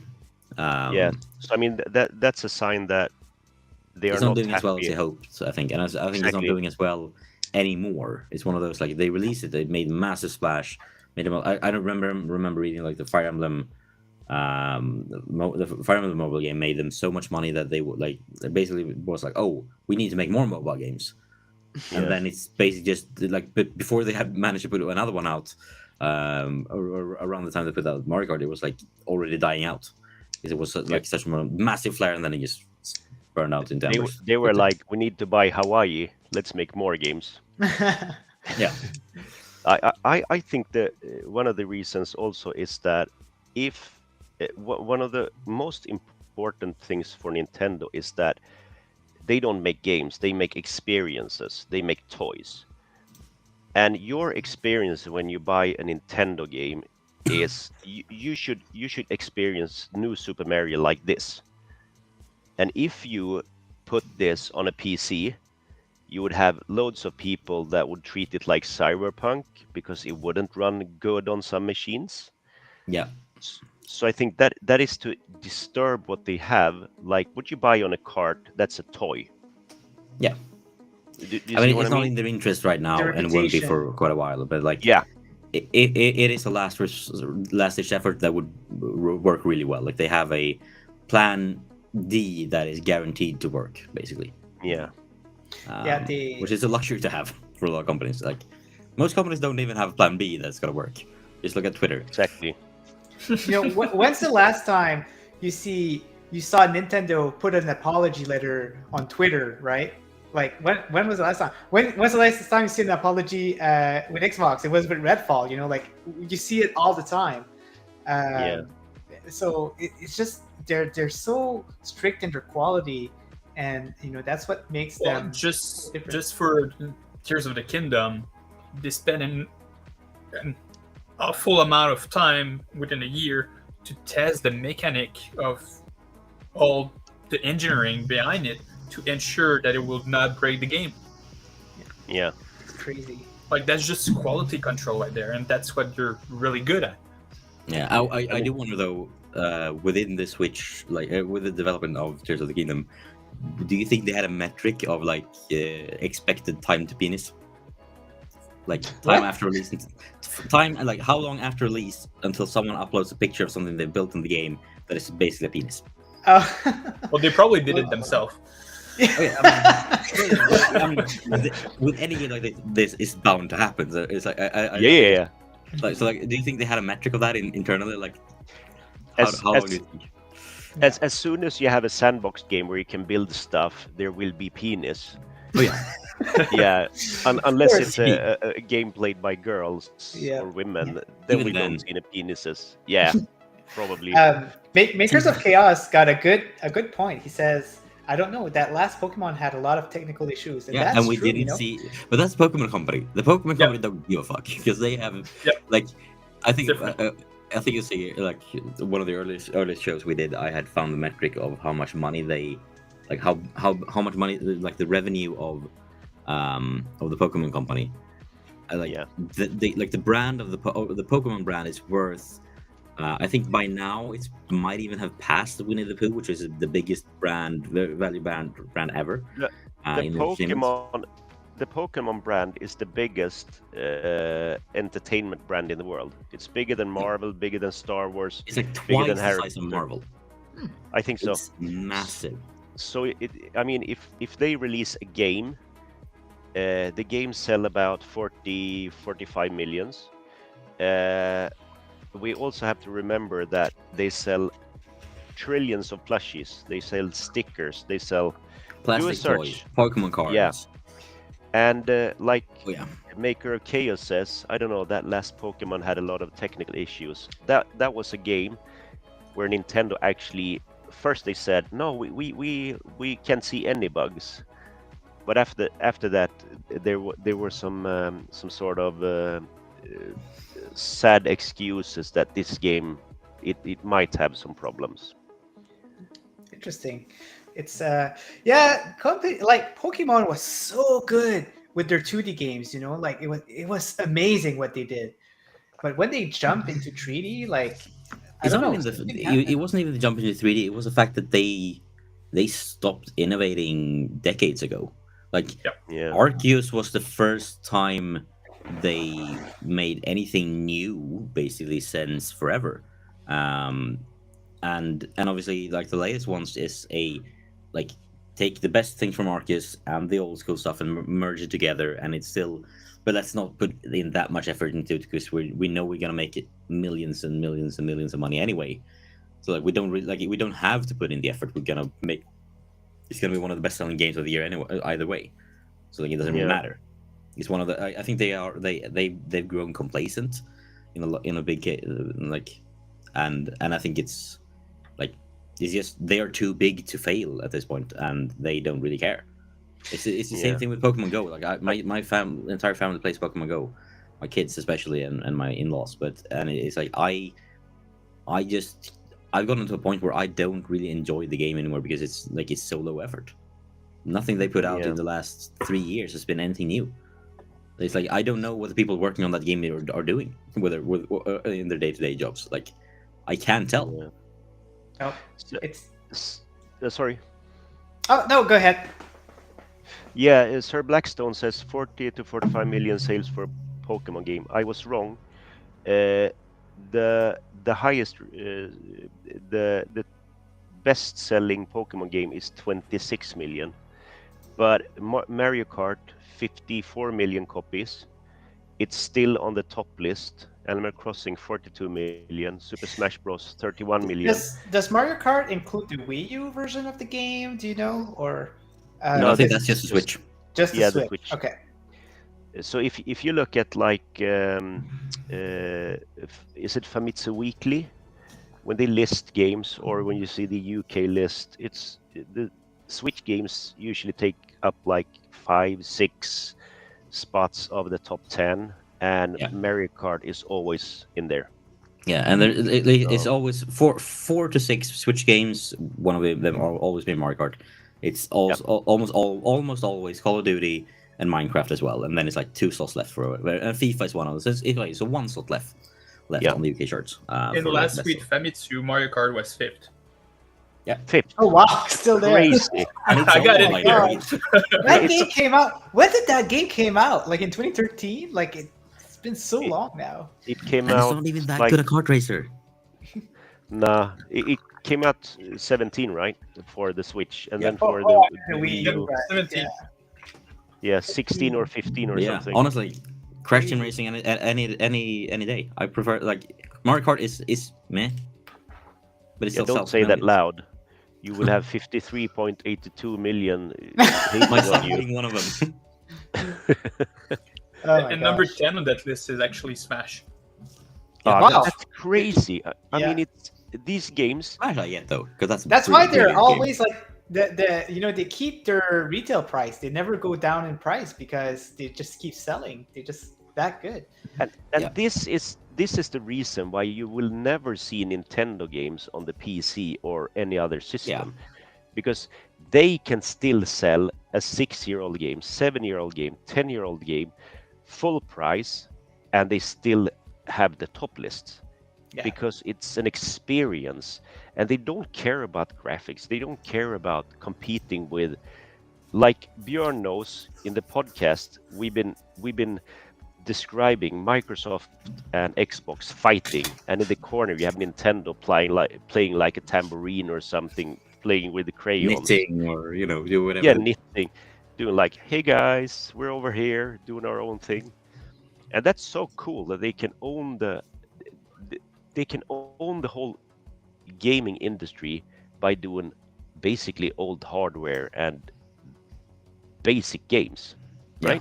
And low effort, like when they do put in effort, they make brilliant games. But when they put in low effort, they still sell millions. It's like it doesn't really matter what they do. Like it's still gonna sell. Like and props to them for still putting in the effort every now and then. Like even like the third party people that they hire with license, like there's a Platinum Games. Yeah, Platinum Games. But Games. there's a Crypto the Necrodancer. They did like they had a license for Zelda. What is it called again? Crypt of the Necrodancer. Yeah, Is that the name of the Zelda one? Yeah, they made a Zelda game with the same concept, and it's still doing like it did super well. Cadence of Hyrule. Everything. Oh, there you go. Cadence of Hyrule. Yeah, they just do so well. Like no matter Hyrule Warriors, Dinosaur Warriors, but in Hyrule. Yeah, that's so good too. Yeah, they just always manage to put a quality in these licenses. Oh yeah, for sure. I think Sir Blackstone says that makes sense that they don't port their games to other systems then. Yeah, I think the thing is that they own like we say in Sweden, de äger situationen. Yeah, they own the whole situation. Yeah, they own everything. They're in control. Of everything from like they even sell so many physical games. Look at Xbox. They are like cutting down on physical copies because they want to go digital. Sony's going the same way. Like Sony's is. I think we will see less and less PlayStation games physically, and Nintendo is still pushing the carts out. Because they know people want them, and they can own the whole situation from printing the cards to everything. Yeah, they have a really good system, and That's why everybody's collecting these. They even allow, like limited run games. They allow people to print just 2,500 card. Xbox did not allow that for the longest time. I think they started allowing it this generation, but that's why you would never see limited games from Xbox. It's just they wouldn't allow a low amount like that. Yeah. Do you know the minimum order quantities? I have a fairly good idea. I thought it was in the 2000s, but I'm not exactly sure. I think in Europe it's around 3,000. Okay. That's why you see like Red Art Games releasing 2,800 copies of a game.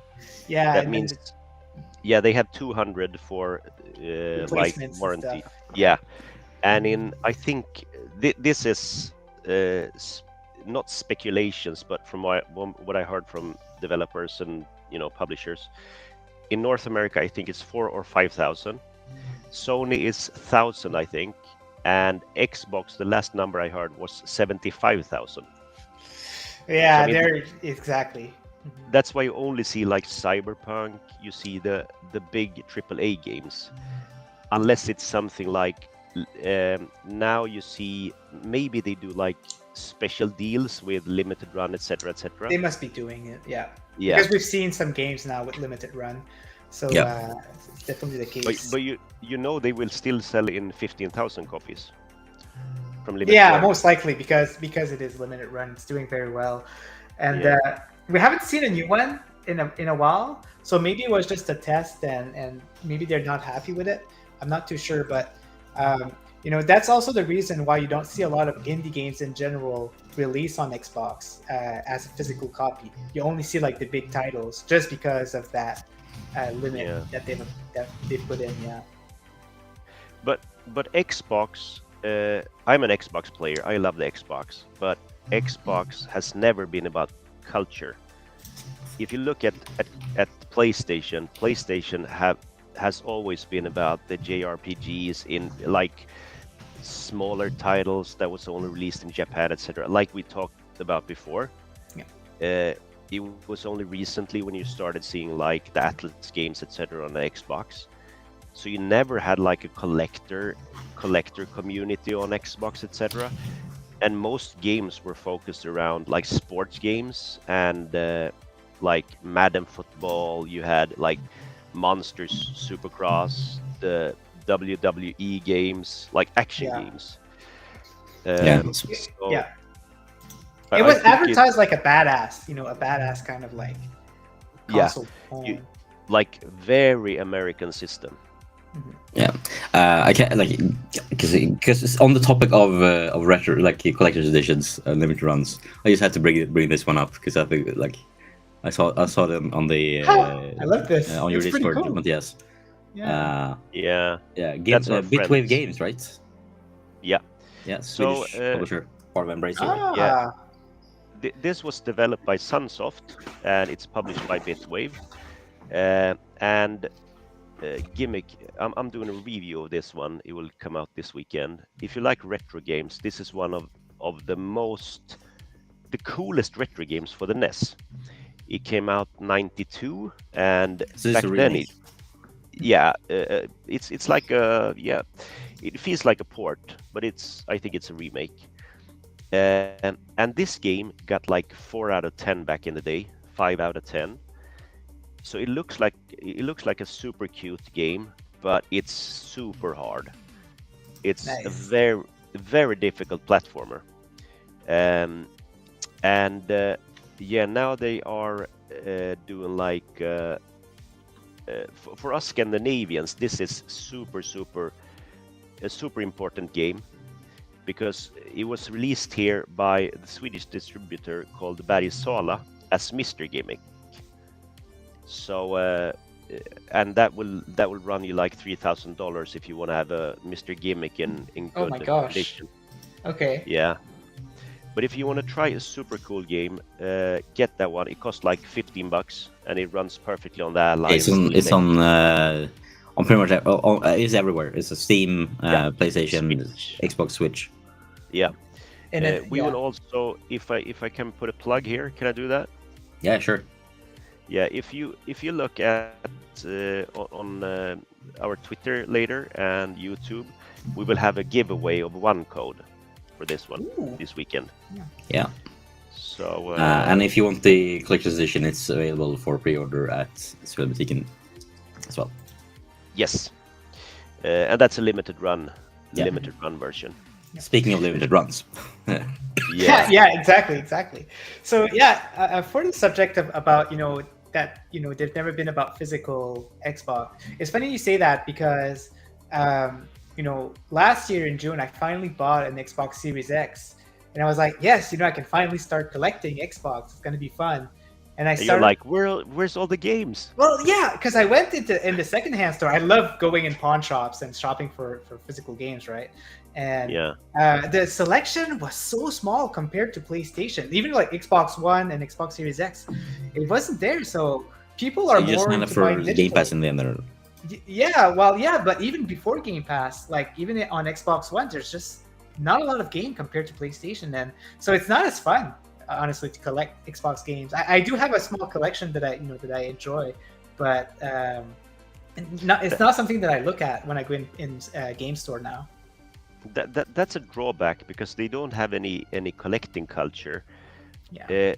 What sells the S and the X is Game Pass. It's absolutely amazing. Yeah. You It's can get amazing, these yeah. multi-platform games, and you can get like Starfield. People will be able to play Starfield day one. I mean, it's absolutely amazing. But Yeah, and Starfield looks amazing. Like, not gonna lie, oh my god! It's like if Baldur's Gate 3 wasn't coming out this year, it would have been my most anticipated game this year. Yeah, it's my absolute. I love sci-fi games, so that will be. Yeah, same. I love sci-fi games, and I've played many hours, like 700 hours of Oblivion and Skyrim. Yeah. So like this, I know I'm gonna love Starfield, which is interesting because like I mean it wasn't until they showed like they had the Starfield Direct that I was actually really interested in. Before it was like, I guess I'll try it, but I'm not like that hyped. I mean, I don't know. And then when I saw that, I was like, okay, I'm so down. Did you see the collector's edition? Did you order it? I wanted to order it, but my wallet said no, don't. With the watch, right? Yes. That's a pretty cool one. Yeah. And that was completely insane. They released the link to to their shop, and it sold out Right away. Wow. Yeah, so I think it caught them by surprise, and that they had to sort of like. I mean, the presentation was too good. I think that was the issue. Yeah, they showed it off too well, and I think Bethesda has always been good at showing off their games. Like I remember the first time I saw Skyrim like being revealed, like the first gameplay reveal of that, I was like, oh wow. You were like, can I collect spoons? Oh my god! And the mods, like, I mean, I still every now and then download Skyrim and install all my mods that I want to have it, and then I play it, and then I go, oh, I should just have one more mod, and then it breaks, and then I delete it, and then a year later I do the same thing again. Yeah, I spend like a week modding it, and I spend 5 hours playing it until it breaks. The thing with Skyrim was the spoon theme was, I heard someone say in some time, like, you can do whatever in the game. It's up to you. If you want to collect spoons, you can do that. And it ties perfectly together with the Starfield Direct, because I just like collecting sandwiches. Why? Yeah. Did you see it, Ninja? No, I haven't seen anything about Starfield yet. I don't know much. You gotta watch the full Starfield Direct. It's for like 45 minutes, but it's so good. Oh, it is. It sold me on the game so hard. Yeah, I need to watch that. I'm gonna spoil it for you. It's this woman. She's like a marketing executive or something at Bethesda, and she's like, I love to go into the game. And what did she say, Bjorn? Did she say he was like, I love going in and like, I don't want to be a hero. I just want to, like, go out of space, be a pirate, steal stuff, and like I take over. I board people's ships, and then I take all the sandwiches, and I go into my cargo hold. I have a table there where I just put all the sandwiches I've stolen from people. And you see a table full of sandwiches. Yeah, she puts one Like- down and half of them just falls off. And it's like, it's brilliant. Oh my god. And then same woman then later goes out. Oh, we go over the ship customization. It's like, so I have this weird thing where I design my spaceships to look like animals. Yeah, And I yeah. show off like 2 examples, and like that's incredible. Like Oh my that's gosh. everything about like that collects the silliness of the game while also showing off the scope of it. It's I mean that before that presentation I was kind of meh on Starfield. After that I was like I need it. That's nice. Do you know, like the thing is, because we have so many games now, and you can have like a different experience per game. I'm not someone who likes anymore to like play a game that is similar, like the Assassin's Creed, right? Like every time you try another one, it's always kind of like similar, and I kind of like lose interest in these games because I just like having new experiences. So like, whether Starfield looks more like a Tears of the Kingdom style game than yeah. Well, where I'm going with that is that a couple of years ago I played and finished Outer World, and I really, really enjoyed this game. I'm sure you guys are going to tell me, oh, it's nothing like Outer World, right? But I honestly wouldn't know. Okay, but I feel like I already had the experience of an open world space game, so that's why like I'm not really into Starfield, but I definitely should be looking into it and see. Yeah, Look, my only issue with Starfield is how on earth I'm gonna finish Baldur's Gate 3 before that. even not even finish, just play it enough that I feel like I can put this down for a while and come back in a couple of months. Yeah. I don't think that. Yeah. The good thing is that you can play it over cloud, right? Yep. So I mean, people will be able to play it even if they don't have an X or a good PC, so people can experience it.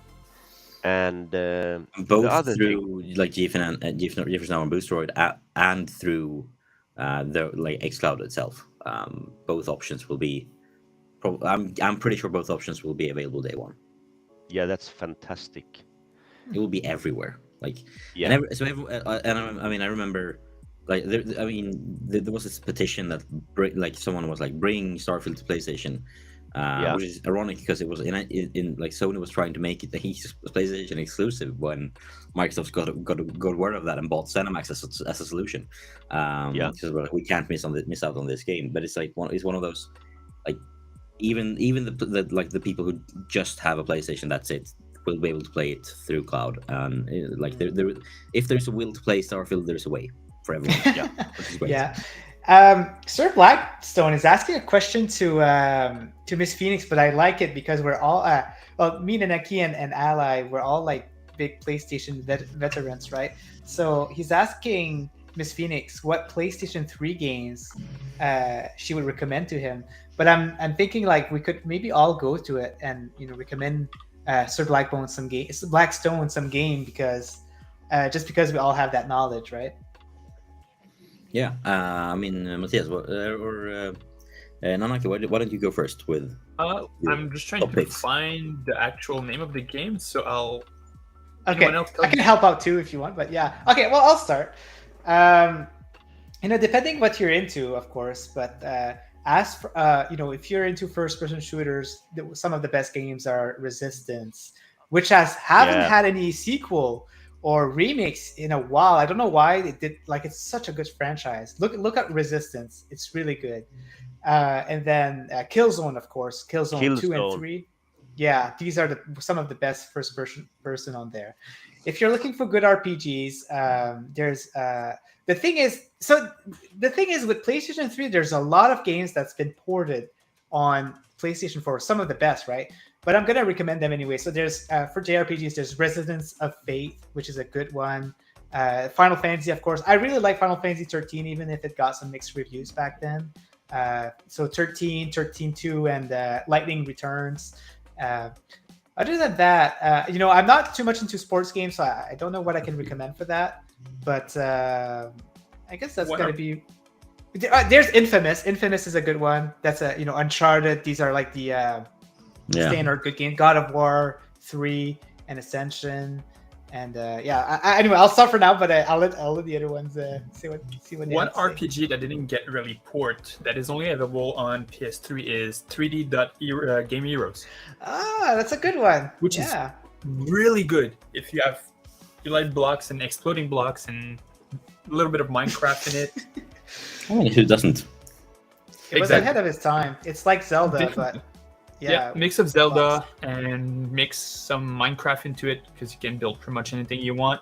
It was amazing. Good one. How about you, Matthias? I absolutely love what Miss Phoenix says. Borderlands.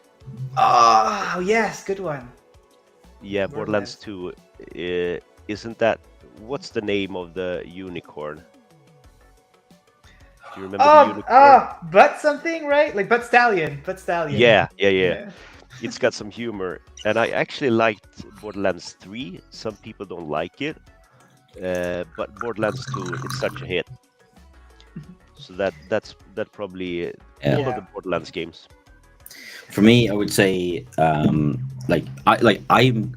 the secret. I'm not a fan of platformers in general, but Little Big Planet is just incredible. Yes, like a good one.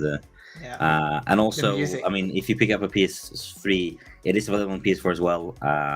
But Journey is a must-play, I would say. Yeah, all the games from these developers. I've heard people describe Journey as being a religious experience. Yeah, if you like Journey, definitely try Flow also and Flower, which is from the same developers. If you're into collecting, the rare games, two of the most rarest game of PlayStation 3 is Africa, which is kind of like a Pokemon Snap take on Africa. Basically, you take pictures of animals. And then the other one is Spyro, Legend of Spyro. Do you remember, David? What it's Legend of Spyro: Dawn of the Dragon, I think. So that's another really rare one. So if you find them for cheap, definitely go for them. There's more expensive.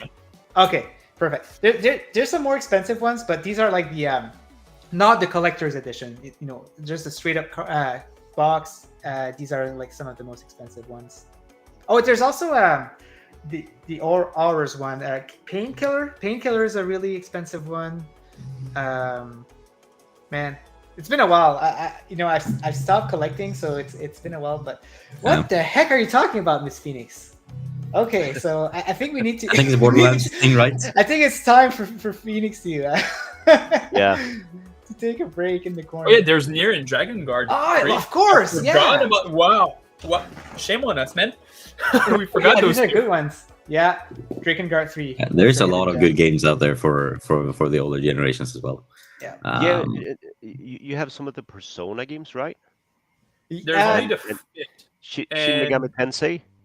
There's only Persona 5 that came out on PlayStation 3 originally. Other than that, they're a little emulation based on PS2 and PS1.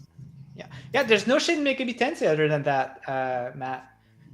That's the only that one. goes on Nintendo. Shin Megami Tensei is almost strictly on Nintendo for some reason. Yeah, that's true. Well, PlayStation 2 had a lot of them. They had Persona 3, 4. They had Digital Devil Saga. They had Nocturne. But that's the only one that didn't come out on Nintendo back in the days, because the Shin Megami Tensei series started on. Oh, you're talking about the originals, yeah, like 1, 2, 3, 4, 5 on Super Famicom, and then they went to PS2 with Shin Megami Tensei 3 Nocturne, and then went back to Nintendo on the 3DS. Also, shout out to Spec Ops: The Line. It's I've never played that one. Play in your life. Yeah, I've never played that one, but I got the whole thing spoiled. So to me, it feels like it doesn't really feel like worth going back to now. Since I know what the big thing is, but like if you haven't been spoiled on that, definitely want to play. I haven't been spoiled yet, and I always wanted to try that one because everybody says, "Oh, you got to try it," but I'm not telling you anything. So I've always been intrigued. Now I can play it. So it's like Spec Ops: The Line. Spec Ops: The Line. The cover is like it's very brownish, and it's just like two soldiers with a gun, I think, if I'm not mistaken. One soldier with a gun, I think. No. Oh, is it? Okay. Cover. But it's one of those, like, it's really well regarded as one of the best shooters Not as much for the gameplay reasons, but for other reasons. But that's all I'll say. There's some good. Oh, sorry. I think we have to say to Sir Blackstone that I think if I analyze the situation, I think Persona 5 is a game you should play on whatever system you can. Yeah, and I think we'll agree on that. It's one of the best modern JRPG out there for sure. And if you want a good, real full experience, I will suggest the Wario edition on either PS4, Switch, or PC or Xbox if you have an Xbox. That would be the best way to play it. Yeah. And also like if you don't if you don't find like if you pick out something. My shout out to our friend John Carr, who was supposed to join us last week, but I had to cancel that show. He has Cloud Gaming Catalog where you can like basically search any game, and if it's available on cloud, it will be listed here. Gamepix, Xbox Game Streaming, and Boostroid both have Persona 5 available if you want to play through the cloud. So Persona 3 is getting a remake early 2024. I see Daneki there. Me and Daneki really like shit our pants when we heard about it. I was screaming.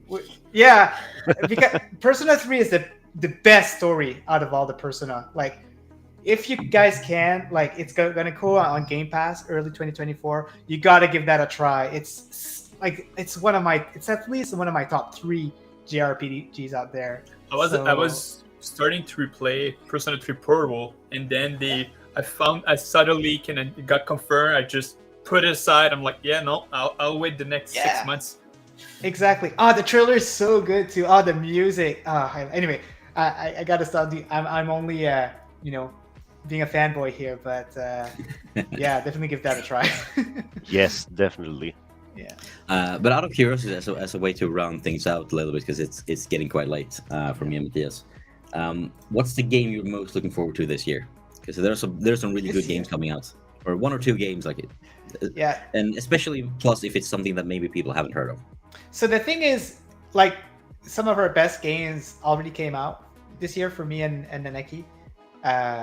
We don't have as much. Oh, do you have some more? Okay, I'm not gonna speak for Naneki then. For me, I was looking forward for Final Fantasy 16, right? I think that was my top one. I don't think I have any other title that I'm looking forward to like a lot this year, other than the Oxenfree 2 on Netflix Games, because I'm a lot into that. But yeah, that's it for me on my end. Yeah, Nanaka, how about you? One of them, the one I'm most looking is Ease 10, which is going to be a Japan exclusive for the first probably year or so. But I'm really excited to see what Falcom comes and do as a refresher for that series for the 35th anniversary. So yeah, I'm really looking for that one. And then of course, anything Final Fantasy VII Rebirth coming out early next year too. So early next year is going to be brutal on my wallet. Very nice. Yeah, Matthias, how about you? What's your most anticipated one? I'm trying to find the name. We have first we have Like a Dragon Gaiden. That's the next Yakuza, and then we have, I think it's called The Man Who Forgot His Name. Yep. That's right. The man who erased his name. November 9th. What's that? I never heard of that. Like Dragon. Yeah. Oh, it's Like a Dragon. Okay, gotcha. Yeah, they changed the name from Yakuza to Like a Dragon now. Yeah. November 9th for that one. Okay. Yeah. It's a complicated story. The original name is Ryuga Gotoku, and that means like a dragon. So now they went from Yakuza to Like a Dragon for the whole franchise. Yep. And then we have, I think next year we have the next big iteration, and then we also have Starfield. So for me, it's the Yakuza games and Starfield, definitely. May I ask you a question, Ally? Yeah. How did you feel about the Judgment side story? I love it. Yeah. Okay. Yeah, I've seen both mixed review about it. That's why I'm like, if you like Yakuza, then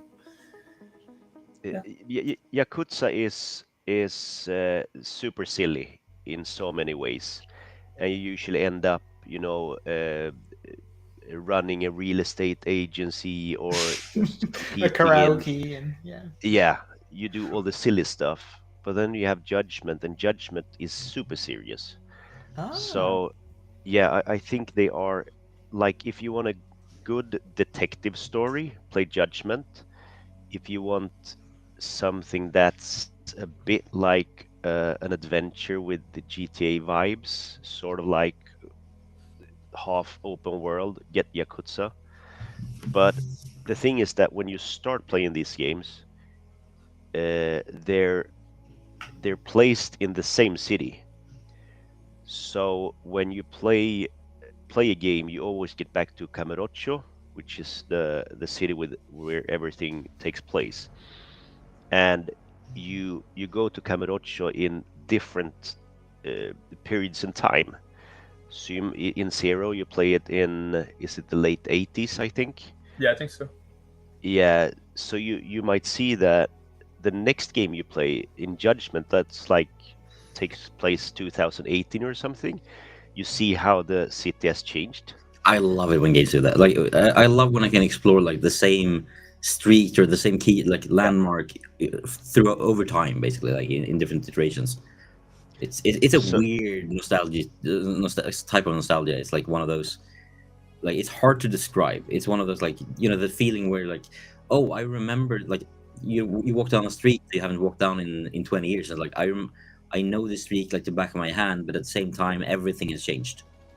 I love it. If you look at Cyberpunk, they try to make Cyberpunk a living place. They put NPCs there, like drunkards and people, selling stuff. Yeah, in the streets. they try to create the illusion of a living place. Yeah, and it's an illusion. It's so empty and so dead. And you compare it to Yakuza, and that never feels dead. Yeah, it's the And same if thing you like play- Guild Wars 2 as well. Never feels dead. Yeah. It's alive in a way that very few games are, which is special. So, yeah. Yeah. I just have to say to Sir Blackstone, get Yakuza. I'm not sure which one that came out for the PlayStation 3, but you Three, have 4, and 3, 5. 4, 5, yeah. Yeah, was it? and there was like a Dead Souls. I think the zombies. Yeah. Yeah.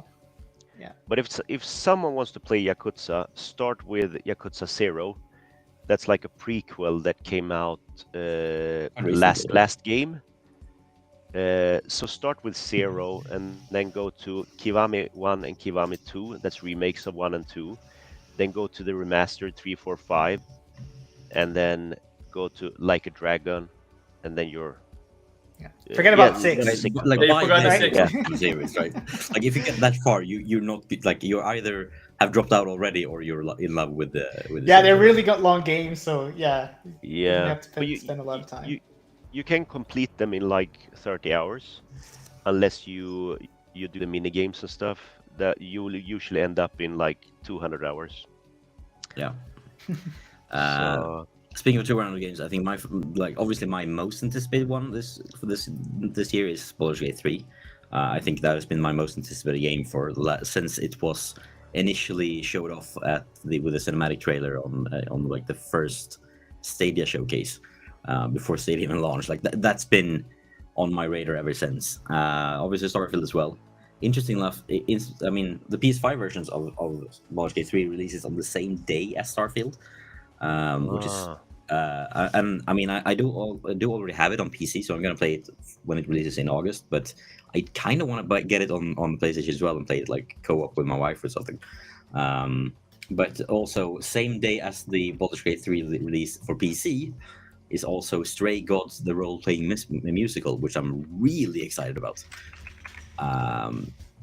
Which is like it's a game most people probably haven't heard of, but it's I mean. It's basically like a Telltale game, but it's an actual musical, and you can make choices during the songs to alter the direction it takes. Never heard of it. No, yeah, you and I haven't at all spoken of it. I mean, on the three latest video music podcasts, and like several times on the show as well. But also like the star, like the music is by Austin Wintory, who made the music to Journey. The voice cast includes like Troy Baker, Laura Bailey, Laura Coley, but also like Broadway stars. And I mean, it looks like a visual novel with very like simple animations. But and like the lead writer was the lead writer of Dragon Age. So it's like it's a big name project, but with a quite small budget and looks incredible. Like I think it's like as someone put it like in a trailer, like no one's ever tried to make anything like this before. And as they made it, they probably realized why. Because like I think they different amounts of like I think they if you count all the different variations of all of the songs in the game, there's like over 1,000 of them. Oh shit! Because every song branches like 3 or 4 times within that same track, and you could do in any sort of combination of those, and it's like 8. Like I don't know how many songs there are, but it looks amazing. A lot, yeah. And I'm just excited to see how one does a role playing musical. Like I don't know how that would work. That is so cool. Yeah, August 3rd. So soon, very soon. I have to say something to Sir Blackstone before we end. Ninja, you talked about Outer Worlds. Yeah. Yes. Yeah. Yeah. Right now you have the Humble Bundle. Right. Yeah, it's in there, right? Oh, I have it.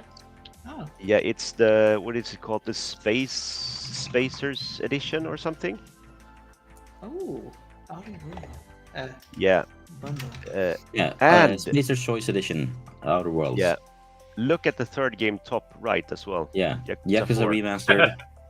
Look at that. Temtem is a very great one. Road Warden is one that I can really recommend personally. Like I've did a stream of that one or a recording of that one. It's basically like a playable fantasy book. Road Warden, yeah. Like the script is really long, but it takes all kinds of branches. It's like all of it is just writing. You know, it's just text, but it's also like but then with some dialogue choices and some inventory management. That's about it, but it's really good. I was blown away by the concept, and it's a single developer who makes everything and writes everything. It's a single game Poland, and I don't think like it's longer than the Bible, like the script. Oh shit! And it's written by a single guy who's also done all the code and art and music. I don't know how. Another game from the guy, and it's very different from Road Warden. He's really good at like just different type of stories. Yeah.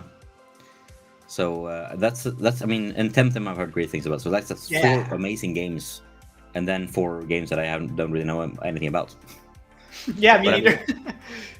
Humble Bundle is like it's basically like Game Pass or PS Plus, a subscription you need. Mm-hmm. Yeah, it's so good. You get so many good games. Yeah, I think I stopped my subscription like this winter because I didn't have time to play everything. But I just ended up giving everything away all the time. But I was like, I can't really justify paying every month for something that I just give away anyway. But I really do want to pick it back up again because it is really good value. Because you get to keep these games. Like you just get a Steam key, then it's yours.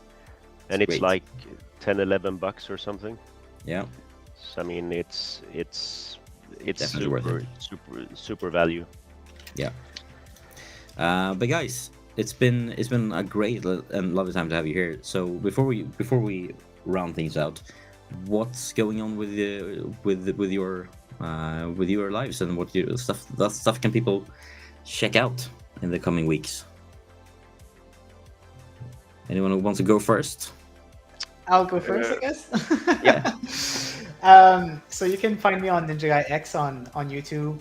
I'm doing mostly exclusive Netflix games content lately, and tomorrow you can find me at 5 p.m. Eastern Time and 7 p.m. Eastern Time as I'm doing an event, a charity event for the St. Jude's. St. Jude's Hospital for Children, a charity stream for a good friend N7 Spectre. So check that out. I'll be streaming Leia's Horizon, which is a very, very good quality, like top quality game on the mobile. And then I'll be doing Mighty Quest Rogue Palace, which is a game that I really enjoy also. Awesome. You can find me on Twitter under aces_RG_ally. I don't know how you got that handle. Like it's so crazy. If you want to, you can check out Valve Steam Deck as well. Oh my gosh. But I haven't done anything with that one. Yeah, you can find me there or at YouTube at The Ally Gaming. I'm doing a few like product reviews now and some game reviews. Trying to post tips and tricks for people that wants to get into this fantastic system. Yeah. And Nanaki, what about you? You can find me on Twitch at Menaki_Linkoi. We have a project coming up with lovely book I have here from the UK. So yeah, coming up in the coming weeks. Nice. Awesome. And as for myself, I'm going. I'm on YouTube. You can find me at Dad Plays Games, and I'm currently in the process of editing or grabbing footage for my PS5 review. And I have some. I also have some reviews that I just need to finish writing. But most of my time, probably in the next couple of weeks, is going to be spent on this little thing called Dragonbane, where I'm going to be preparing a live streamed tabletop RPG session that we're gonna do, and Matthias is gonna join us as a player, and also SPG and some other people as well, and David Wilson and Callie and Ray. So it's gonna be really fun. Dragonbane is basically like it's a lighter version of D&D, but it's also actually has a very very big legacy. It's been it was called Drakar and Demoner, so Dragons and Demons, back in the 80s in Sweden, but never was translated until now. It's by Free League Publishing. So yeah, and hopefully by the end, the time we finish it up, I will be getting a physical edition as well, if I'm lucky. We're gonna hopefully they had a spare one that I could get. So yeah, awesome. It's gonna be really fun. I haven't DM'd in like 5 years, so it's gonna be a challenge. I haven't played since '87, so it's gonna be cool. Yeah, yeah, it's gonna be, and I know that at least two of the other guys haven't played. One of them has played D&D once, and the other one hasn't played any tabletop RPG at all, but always wanted to. So we're all gonna be new at it, but it's gonna be a lot of fun. It's gonna be awesome. Yeah. So I'm just gonna refresh the rules a little bit before I sit down and plan the campaign, and then we'll get started sometime later this summer. So yeah, so looking forward to that. And with that, I would say it's time to roll the outro. Thank you so much for joining us, and I will maybe see you next week. Bye, everyone. Bye. Thank you for having me.